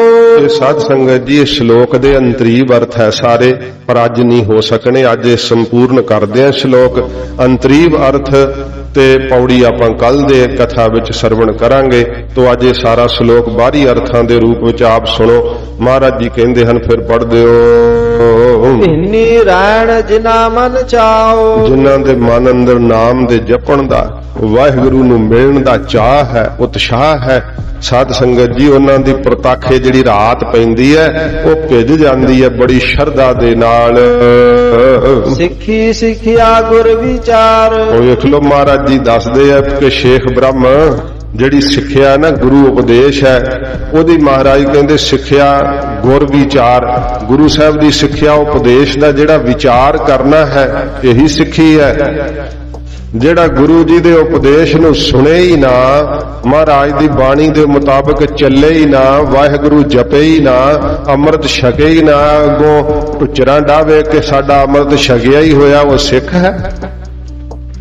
ਉਹ ਨਹੀਂ ਸਿੱਖ ਹੋ ਸਕਦਾ। ਸਿੱਖੀ ਸਿੱਖਿਆ ਗੁਰ ਵਿਚਾਰ। ਸਤਿਗੁਰੂ ਜੀ ਦੀ ਜਿਹੜੀ ਸਿੱਖਿਆ ਨਾ, ਉਹਦੀ ਵਿਚਾਰ ਕਰਨ ਵਾਲਾ ਹੀ ਸਿੱਖ ਹੈ। ਮਹਾਰਾਜ ਦੇ ਉਪਦੇਸ਼ ਨੂੰ ਕਮਾਉਣ ਵਾਲਾ ਹੀ ਸਿੱਖ ਹੈ, ਜਿਹੜਾ ਹੱਥ ਜੋੜ ਕੇ ਸਤਿਗੁਰੂ ਜੀ ਦੇ ਅੱਗੇ ਸੀਸ ਝੁਕਾ ਕੇ ਕਹਿੰਦਾ, ਮਹਾਰਾਜ ਹੁਕਮ ਆਪ ਜੀ ਦਾ, ਸੱਚੇ ਪਾਤਸ਼ਾਹ ਆਪ ਜੀ ਦੀ ਆਗਿਆ, ਗਰੀਬ ਨਵਾਜ ਮੈਨੂੰ ਆਪ ਚਲਾਓ ਆਪਣੇ ਹੁਕਮ ਦੇ ਅੰਦਰ, ਆਪ ਜੀ ਦੀ ਸਿੱਖਿਆ ਵਿੱਚ ਮੇਰਾ ਜੀਵਨ ਢਲ ਜਾਵੇ, ਉਹਨੂੰ ਸਿੱਖ ਕਹਿੰਦੇ ਆ। ਪਰ ਜਿਹੜੇ ਆਪੋ ਆਪਣੀ ਡਫਲੀ ਵਜਾਈ ਫਿਰਦੇ ਆ, ਕਹਿੰਦੇ ਜੋ ਮੈਂ ਕਹਿੰਦਾ ਇਹੀ ਮਰਿਆਦਾ ਹੈ, ਇਹੀ ਬਾਜਾਂ ਵਾਲੇ ਸਤਿਗੁਰੂ ਜੀ ਨੇ ਆਖਿਆ, ਇਹੀ ਗੁਰੂ ਨਾਨਕ ਸਾਹਿਬ ਦੀ ਸਿੱਖਿਆ। ਨਹੀਂ ਬਈ, ਇਹ ਨਹੀਂ ਗੁਰੂ ਨਾਨਕ ਸਾਹਿਬ ਦੀ ਸਿੱਖਿਆ, ਤਾਂ ਤੁਰ ਕੀ ਬਾਣੀ ਹੈ। ਇਹ ਬੜਿਆਂ ਨੇ ਭੁਲੇਖੇ ਪਾ ਦੇਣੇ ਸੀ। 10ਵੇਂ ਪਾਤਸ਼ਾਹ ਨੇ ਇਸੇ ਹੀ ਧਰਤੀ ਤੇ ਕਿਹਾ, ਖਾਲਸਾ ਜੀ ਜੋ ਮੁਝ ਬਚਨ ਸੁਣਨ ਕੇ ਚਾਏ, ਸੁਨੋ ਗ੍ਰੰਥ ਹਿਤ ਚਿਤ ਲਾਏ, ਮੇਰੋ ਰੂਪ ਗ੍ਰੰਥ ਜੀ ਜਾਨ, ਇਸ ਮੈਂ ਭੇਦ ਨਾ ਰੰਚਕ ਮਾਨ। ਗੁਰੂ ਗ੍ਰੰਥ ਸਾਹਿਬ ਜੀ ਦੀ ਬਾਣੀ ਗੁਰੂ ਗੋਬਿੰਦ ਸਿੰਘ ਸਾਹਿਬ ਬੋਲ ਰਹੇ ਹੈ, ਗੁਰੂ ਨਾਨਕ ਸਾਹਿਬ ਬੋਲ ਰਹੇ ਹੈ। 10 ਪਾਤਸ਼ਾਹੀਆਂ ਸਾਖਸ਼ਾਤ ਦਰਸ਼ਨ ਦੇ ਰਹੀਆਂ। ਇਹ ਸੱਚੇ ਪਾਤਸ਼ਾਹ ਕਹਿੰਦੇ ਜਿਹੜੇ ਸਤਿਗੁਰੂ ਦਾ ਉਪਦੇਸ਼ ਕਮਾਉਂਦੇ ਆ, ਵਿਚਾਰ ਕਰਦੇ ਆ ਗੁਰੂ ਜੀ ਦੀ ਸਿੱਖਿਆ ਦਾ, ਉਹੋ ਹੀ ਸਿੱਖ ਹੈ। ਨਦਰੀ ਕਰਮ ਲੰਘਾਏ ਪਾਰ, ਮੇਰਾ ਵਾਹਿਗੁਰੂ ਉਹਨਾਂ ਤੇ ਮਿਹਰ ਦੀ ਨਿਗਾਹ ਕਰ ਦਿੰਦਾ ਹੈ ਤੇ ਕਰਮ ਬਖਸ਼ਿਸ਼ ਕਰਕੇ ਫਿਰ ਇਸ ਸੰਸਾਰ ਸਮੁੰਦਰ ਤੋਂ ਲਾਹ ਕੇ ਪਾਰ ਤੇ ਕਿੱਥੇ ਚੜਾਉਂਦਾ ਹੈ? ਮੁਕਤੀ ਰੂਪੀ ਕੰਢੇ ਤੇ ਮਹਾਰਾਜ ਲੰਘਾ ਦਿੰਦੇ, ਫਿਰ ਸਾਰਾ ਸੰਸਾਰ ਸਮੁੰਦਰ ਪਾਰ ਚਾੜ ਦਿੰਦੇ ਆ ਮੁਕਤੀ ਰੂਪੀ ਕਿਨਾਰੇ ਤੇ। ਬੋਲੂ ਚਰਖਾ ਚੱਕੀ ਚੱਕ, ਸ਼ੇਖ ਬ੍ਰਹਮ ਫਿਰ ਕਹਿੰਦਾ ਮਹਾਰਾਜ ਵੇਖੋ ਇੰਨੀ ਮਿਹਨਤ ਕਰਦੇ ਆ ਕਿ ਆ ਸਾਰੀ ਰਾਤ ਮਹਾਰਾਜ ਉਹਨਾਂ ਨੂੰ ਪਸੀਨਾ ਆ ਜਾਂਦਾ ਹੈ। ਮਹਾਰਾਜ ਕੋਈ ਤਾਂ ਫਲ ਮਿਲਦਾ ਹੀ ਹੋਊਗਾ, ਕੁਝ ਤਾਂ ਫਲ ਮਿਲਦਾ ਹੀ ਹੋਊਗਾ। ਜਿਹੜੇ ਡਾਂਡੀਆਂ ਨਾਚ ਵੀ ਕਰਦੇ, ਕਈ ਸਿੱਖ ਹੋ ਕੇ ਕਰਦੇ ਆ। ਸੁਣੋ ਮਹਾਰਾਜ ਕੀ ਕਹਿੰਦੇ ਹੁਣ। ਜਿਹੜੇ ਕਹਿੰਦੇ ਆ ਨਾ ਵੀ ਗਿੱਧਾ ਭੰਗੜਾ ਪਾ ਹੀ ਲੈਣਾ ਚਾਹੀਦਾ, ਕਿਹੜੀ ਗੱਲ ਹੈ, ਥੋੜੀ ਪ੍ਰੈਕਟਿਸ ਹੋ ਜਾਂਦੀ ਹੈ। ਜਿਹੜੇ ਇਹੋ ਜੀਆਂ ਗੱਲਾਂ ਕਰਦੇ ਥੋੜਾ ਫਲ ਤਾਂ ਮਿਲਦਾ ਹੀ ਹੋਊਗਾ। ਮਹਾਰਾਜ ਕਹਿੰਦੇ ਸ਼ੇਖ ਬ੍ਰਹਮ ਸੁਣ ਦੱਸਦੇ ਆ ਕੀ ਫਲ ਮਿਲਦਾ ਉਹਨਾਂ ਨੂੰ, ਹਜੂਰ ਦੱਸਦੇ ਆ। ਬੋਲੂ ਚਰਖਾ ਚੱਕੀ ਚੱਕ, ਸ਼ੇਖ ਬ੍ਰਹਮ ਕਹਿੰਦਾ ਨਾ ਕਿ ਮਹਾਰਾਜ ਉਹ ਬੜੀਆਂ ਭੁੰਟਣੀਆਂ ਲੈਂਦੇ ਆ। ਹਜੂਰ ਕਹਿੰਦੇ ਤੈਨੂੰ ਪਤਾ ਕੋਲੂ ਕਿੰਨੀਆਂ ਭੁੰਟਣੀਆਂ ਲੈਂਦਾ? ਆ ਤੇਲ ਕੱਢਦੇ ਜਿਹੜੇ ਉਹ ਕੋਲੂ ਸਾਰਾ ਦਿਨ ਹੀ ਗਿੜਦਾ ਰਹਿੰਦਾ ਹੈ, ਤਾਂ ਫਿਰ ਮੁਕਤੀ ਤਾਂ ਕੋਲੂ ਨੂੰ ਮਿਲਣੀ ਚਾਹੀਦੀ ਹੈ ਨਾ। ਕੋਲੂ ਫਿਰ ਚਰਖਾ, ਮਾਈਆਂ ਚਰਖਾ ਫੇਰਦੀਆਂ। ਗੁਰੂ ਨਾਨਕ ਸਾਹਿਬ ਦਾ ਕਿੱਡਾ ਕਟਾਕਸ਼ ਹੈ ਸੱਚੇ ਪਾਤਸ਼ਾਹ ਦਾ, ਪਖੰਡ ਦੀਆਂ ਧਜੀਆਂ ਉਡਾਉਂਦੇ ਆ ਸੱਚੇ ਪਾਤਸ਼ਾਹ ਜੀ। ਮਹਾਰਾਜ ਕਹਿੰਦੇ ਉਹ ਮਾਈਆਂ ਕਮਾਉਂਦੀਆਂ ਤੇ ਚਰਖਾ ਕਿੰਨਾ ਭਾਉਂਦਾ ਹੈ, ਤੇ ਫਿਰ ਉਹ ਤੇ ਮੁਕਤੀ ਤੇ ਚਰਖੇ ਨੂੰ ਮਿਲਣੀ ਚਾਹੀਦੀ ਹੈ ਨਾ। ਉਹ ਤਾਂ ਬਹੁਤ ਜ਼ਿਆਦੀਆਂ ਭੁੰਟਣੀਆਂ ਲੈਂਦਾ। ਕੋਲੂ ਚਰਖਾ ਚੱਕੀ, ਫਿਰ ਆਟਾ ਪੀਣ ਵਾਲੀ ਚੱਕੀ ਪਹਿਲਾਂ ਕਿੰਨਾ ਸਾਰਾ ਦਿਨ ਹੀ ਕਈਆਂ ਨੂੰ ਘਮਾਉਣੀ ਪੈਂਦੀ ਉਹਦੇ 'ਚ, ਕਿਉਂਕਿ ਟੱਬਰ ਵੱਡਾ ਹੋਣ ਕਰਕੇ ਆਟਾ ਪੀਣਾ ਪੈਂਦਾ ਸੀਗਾ, ਦਾਣੇ ਪੀਣੇ ਪੈਂਦੇ ਸੀਗੇ। ਮਹਾਰਾਜ ਕਹਿੰਦੇ ਫਿਰ ਤਾਂ ਸ਼ੇਖ ਬ੍ਰਹਮਾ ਚੱਕੀ ਮੁਕਤ ਹੋਣੀ ਚਾਹੀਦੀ ਹੈ। ਤੇ ਚੱਕ ਜਿਹੜਾ ਘੁਮਿਆਰ ਦਾ ਚੱਕ ਹੁੰਦਾ ਜਿਹਦੇ ਤੇ ਭਾਂਡੇ ਬਣਾਉਂਦਾ ਉਹ ਚੱਕੀ ਚੱਕੀ ਜਿਹੜਾ ਆਟਾ ਪੀਣ ਵਾਲੀ, ਤੇ ਚੱਕ ਹੁੰਦਾ ਘੁਮਿਆਰ ਦਾ। ਉਹ ਸਾਧ ਸੰਗਤ ਜੀ ਭਾਂਡੇ ਐ ਬਣਾ ਕੇ ਉਹਨੂੰ ਨਾਲ ਘਮਾਉਂਦੇ ਆ ਪੂਰੀ ਤੇਜ਼ੀ ਨਾਲ, ਤੇ ਘੁਮਿਆਰ ਜਿਹੜਾ ਭਾਂਡੇ ਨੂੰ ਰੂਪ ਦਿੰਦਾ ਉਤੋਂ ਆਪਣੇ ਹੱਥਾਂ ਦੇ ਨਾਲ। ਮਹਾਰਾਜ ਕਹਿੰਦੇ ਫਿਰ ਸਭ ਤੋਂ ਜ਼ਿਆਦਾ ਤਾਂ ਚੱਕ ਘੁੰਮਦਾ ਘੁਮਿਆਰ ਦਾ, ਤੇ ਉਹਨੂੰ ਮੁਕਤੀ ਮਿਲਣੀ ਚਾਹੀਦੀ ਹੈ। ਇਹ ਕੋਲੂ ਚਰਖਾ ਚੱਕੀ ਚੱਕ ਇਹ ਸਾਰੇ ਮਹਾਰਾਜ ਕਹਿੰਦੇ ਘੁੰਮਦੇ ਹੀ ਰਹਿੰਦੇ ਆ, ਮੁਕਤ ਹੋਣੇ ਚਾਹੀਦੇ। ਫਿਰ ਸ਼ੇਖ ਬ੍ਰਹਮ ਹਜੂਰ ਦੱਸਦੇ ਆ, ਹੋਰ ਅੱਗੇ ਜ਼ਿਕਰ ਕਰਦੇ ਆ। ਥਲਵਾਰੋਲੇ ਬਹੁਤ ਅਨੰਤ, ਮਹਾਰਾਜ ਕਹਿੰਦੇ ਥਲ ਖੁਸ਼ਕ ਥਾਵਾਂ ਦੇ ਉੱਤੇ ਜਿਹੜੇ ਵਾਵ ਰੋਲੇ ਫਿਰਦੇ ਆ ਬਹੁਤ ਅਨੰਤ, ਇੰਨੇ ਹੁੰਦੇ ਉਹਨਾਂ ਦਾ ਅੰਤ ਹੀ ਨਹੀਂ ਆਉਂਦਾ। ਤੇ ਉਹ ਵਾਵ ਰੋਲਿਆਂ ਨੂੰ ਮੁਕਤੀ ਮਿਲਣੀ ਚਾਹੀਦੀ ਹੈ। ਉਹ ਦੇਸੀ ਕਹਿੰਦੇ ਹੁੰਦੇ ਕਈ ਵਾਰੀ ਵਾਵ ਰੋਲੇ ਕਹਿੰਦੇ ਆਉਂਦੇ ਆ ਤੇ ਭੂਤ ਪ੍ਰੇਤ ਹੁੰਦੇ, ਉਹਨਾਂ ਤੋਂ ਅਵਗਤ ਕਹਿੰਦੇ ਆ। ਸਗੋਂ ਜਿਹੜੇ ਆ ਵਾਵ ਰੋਲੇ ਕਿੰਨਾ ਘੁੰਮਦੇ ਆ। ਸੱਚੇ ਪਾਤਸ਼ਾਹ ਜੀ ਕਹਿੰਦੇ ਨੇ ਥਰ ਵਰੋਲੇ, ਖੁਸ਼ਕ ਥਾਵਾਂ 'ਚ ਵਰੋਲੇ ਆਉਂਦੇ ਆ, ਘੁੰਮਣ ਘੇਰੀਆਂ ਪੈਂਦੀਆਂ ਨੇ, ਬਹੁਤ ਆਨੰਦ ਉਹਨਾਂ ਨੂੰ। ਤਾਂ ਬਹੁਤਿਆਂ ਨੂੰ ਇੰਨੇ ਵਾਹ ਵਰੋਲੇ ਕੋ ਅੰਤ ਨਹੀਂ ਆਉਂਦਾ। ਮਹਾਰਾਜ ਕਹਿੰਦੇ ਫਿਰ ਭਾਈ ਉਹ ਘੁੰਮਣ ਫਿਰਨ ਵਾਲੇ ਤਾਂ ਉਹ ਜ਼ਿਆਦਾ ਹੈ, ਭਾਂਡਣੀਆਂ ਤੋਂ ਜ਼ਿਆਦਾ ਲੈਂਦੇ, ਉਹ ਮੁਕਤ ਹੋਣੇ ਚਾਹੀਦੇ ਆ। ਲਾਟੂ ਮਾਧਾਣੀਆਂ ਅਨਗਾਹ, ਫਿਰ ਸਾਧ ਸੰਗਤ ਜੀ ਲਾਟੂ ਬਾਜੀਗਰਾਂ ਕੋਲ ਇੱਕ ਵੱਡਾ ਲਾਟੂ ਹੁੰਦਾ ਸੀ, ਉਹਨੂੰ ਪਾ ਕੇ ਨਾ ਰੱਸੀ, ਅੱਜ ਕੱਲ ਨਹੀਂ ਇਹ ਖੇਡਾਂ ਰਹੀਆਂ, ਤੇ ਉਹਨੂੰ ਰੱਸੀ ਪਾ ਕੇ ਛੱਡਦੇ ਆ। ਕਈ ਵਾਰੀ ਹੁਣ ਤਾਂ ਇੱਥੇ ਨਹੀਂ ਉਹ ਖਿਡੌਣੇ, ਇੱਥੇ ਵੀ ਇੱਕ ਵਾਰੀ ਵੇਖਿਆ ਸੀਗਾ, ਉਹ ਬੱਚਿਆਂ ਨੇ ਬਾਜ਼ਾਰ ਚੋਂ ਲਿਆ ਤੇ ਉਹਨੂੰ ਰੱਸੀ ਜੀ ਪਾ ਕੇ ਛੱਡਦੇ ਥੱਲੇ, ਤੇ ਐ ਫਰਸ਼ ਤੇ ਉਹ ਲਾਟੂ ਘੁੰਮਦਾ ਫਿਰ ਕਿਤੇ। ਤੇ ਹੁਣ ਜਿਹੜਾ ਤਰੱਕੀ ਉਹਦੇ 'ਚ ਲਾਈਟਾਂ ਲੂਟਾਂ ਜਗਦੀਆਂ, ਬੱਚੇ ਖੁਸ਼ ਹੁੰਦੇ ਵੇਖ ਕਰਕੇ। ਪਹਿਲਾਂ ਵੱਡਾ ਸਾਰਾ ਲਾਟੂ ਹੁੰਦਾ, ਤੇ ਉਹਨੂੰ ਰੱਸੀ ਪਾ ਕੇ ਜਦੋਂ ਘੁਮਾਉਂਦੇ ਨਾ, ਤੇ ਸਾਧ ਸੰਗਤ ਜੀ ਉਹ ਕਿੰਨੇ ਗੇੜੇ ਖਾਂਦਾ ਲਾਟੂ। ਮਹਾਰਾਜ ਕਹਿੰਦੇ ਫਿਰ ਉਹ ਸਿੱਧੀ ਮੁਕਤੀ ਤਾਂ ਲਾਟੂ ਨੂੰ ਮਿਲਣੀ ਚਾਹੀਦੀ ਹੈ, ਉਹਨਾਂ ਨਾਲੋਂ ਤਾਂ ਕਿਤੇ ਜ਼ਿਆਦਾ ਗੇੜੇ ਖਾ ਜਾਂਦਾ ਲਾਟੂ। ਨੱਚਣ ਵਾਲੇ ਤੇ ਇੰਨਾ ਘੁੰਮਦੇ ਨਹੀਂ, ਸਿਰ ਚਕਰਾ ਜੂਗਾ, ਲਾਟੂ ਜਿੰਨਾ ਥੋੜੋ ਘੁੰਮ ਸਕਦੇ। ਤੇ ਫਿਰ ਮਧਾਣੀਆਂ, ਉਹ ਜਿਹੜੀਆਂ ਸਵਾਣੀਆਂ ਹੁੰਦੀਆਂ, ਅੱਜ ਕੱਲ ਇਹ ਵੀ ਰਿਵਾਜ ਨਹੀਂ ਰਿਹਾ, ਕਿਉਂਕਿ ਮੱਖਣ ਪੁੱਲ ਤਾਂ ਹਜਮ ਹੀ ਨਹੀਂ ਹੁੰਦਾ। ਹੁਣ ਕਿਸੇ ਨੂੰ ਰਿਵਾਜ ਕੀ ਰਹਿਣਾ, ਦਹੀਂ ਪਚ ਜੇ ਲੱਸੀ ਪਚ ਜੇ ਬੜੀ ਗੱਲ ਹੈ। ਉਹ ਮਧਾਣੀਆਂ ਪਹਿਲੋਂ ਸਾਧ ਸੰਗਤ ਜੀ ਪਾ ਕੇ ਨਾ ਉਹਨਾਂ ਨਾਲ ਰਿੜਕਦੀਆਂ ਸੀ ਦਹੀਂ, ਤੇ ਕਿੰਨੀ ਘੁੰਮਦੀ ਹੈ ਮਧਾਣੀ। ਤੇ ਅਨਗਾਹ ਕਹਿੰਦੇ ਜਿਹੜਾ ਵਿਹੜੇ 'ਚ ਗਾਹ ਪਾਈਦਾ ਹੈ। ਹੁਣ ਤਾਂ ਮਸ਼ੀਨਾਂ ਨਾਲ ਕੱਢ ਲੈਂਦੇ ਨਾ ਕਣਕ, ਤੇ ਤੂੜੀ ਵੱਖਰੀ ਹੋ ਜਾਂਦੀ ਹੈ। ਪਹਿਲੋਂ ਘਰ ਵਿੱਚ ਲਿਆ ਕੇ ਨਾ ਕਣਕ ਖਲਾਰੀ ਜਾਂਦੀ ਸੀ, ਤੇ ਉੱਤੇ ਬਲਦਾਂ ਨੂੰ ਫੇਰਿਆ ਜਾਂਦਾ ਸੀ, ਉਹਨੂੰ ਸਾਧ ਸੰਗਤ ਜੀ ਗਾਹਣ ਪਾਉਣਾ ਕਹਿੰਦੇ ਸੀਗਾ। ਤੇ ਉੱਤੇ ਬਲਦ ਕਿੰਨਾ ਘੁੰਮਦੇ ਆ। ਮਹਾਰਾਜ ਕਹਿੰਦੇ ਉਹ ਗਾਣ ਵਿੱਚ ਘੁੰਮਦੇ ਬਲਦ ਮੁਕਤ ਹੋਣੇ ਚਾਹੀਦੇ। ਸ਼ੇਖ ਬ੍ਰਹਮ ਜੇ ਘੁੰਮਿਆ ਹੀ ਨੱਚਿਆ ਟੱਪਿਆ ਹੀ ਮੁਕਤੀ ਮਿਲਦੀ ਹੈ ਤੇ ਆਹ ਚੀਜ਼ਾਂ ਸਾਰੀਆਂ ਮਹਾਰਾਜ ਦੱਸਦੀਆਂ ਵੀ ਇਹ ਤੇ ਘੁੰਮਦੀਆਂ ਹੀ ਰਹਿੰਦੀਆਂ ਤੇ ਇਹਨਾਂ ਨੂੰ ਫਿਰ ਮੁਕਤ ਮਿਲਣੀ ਚਾਹੀਦੀ ਆ।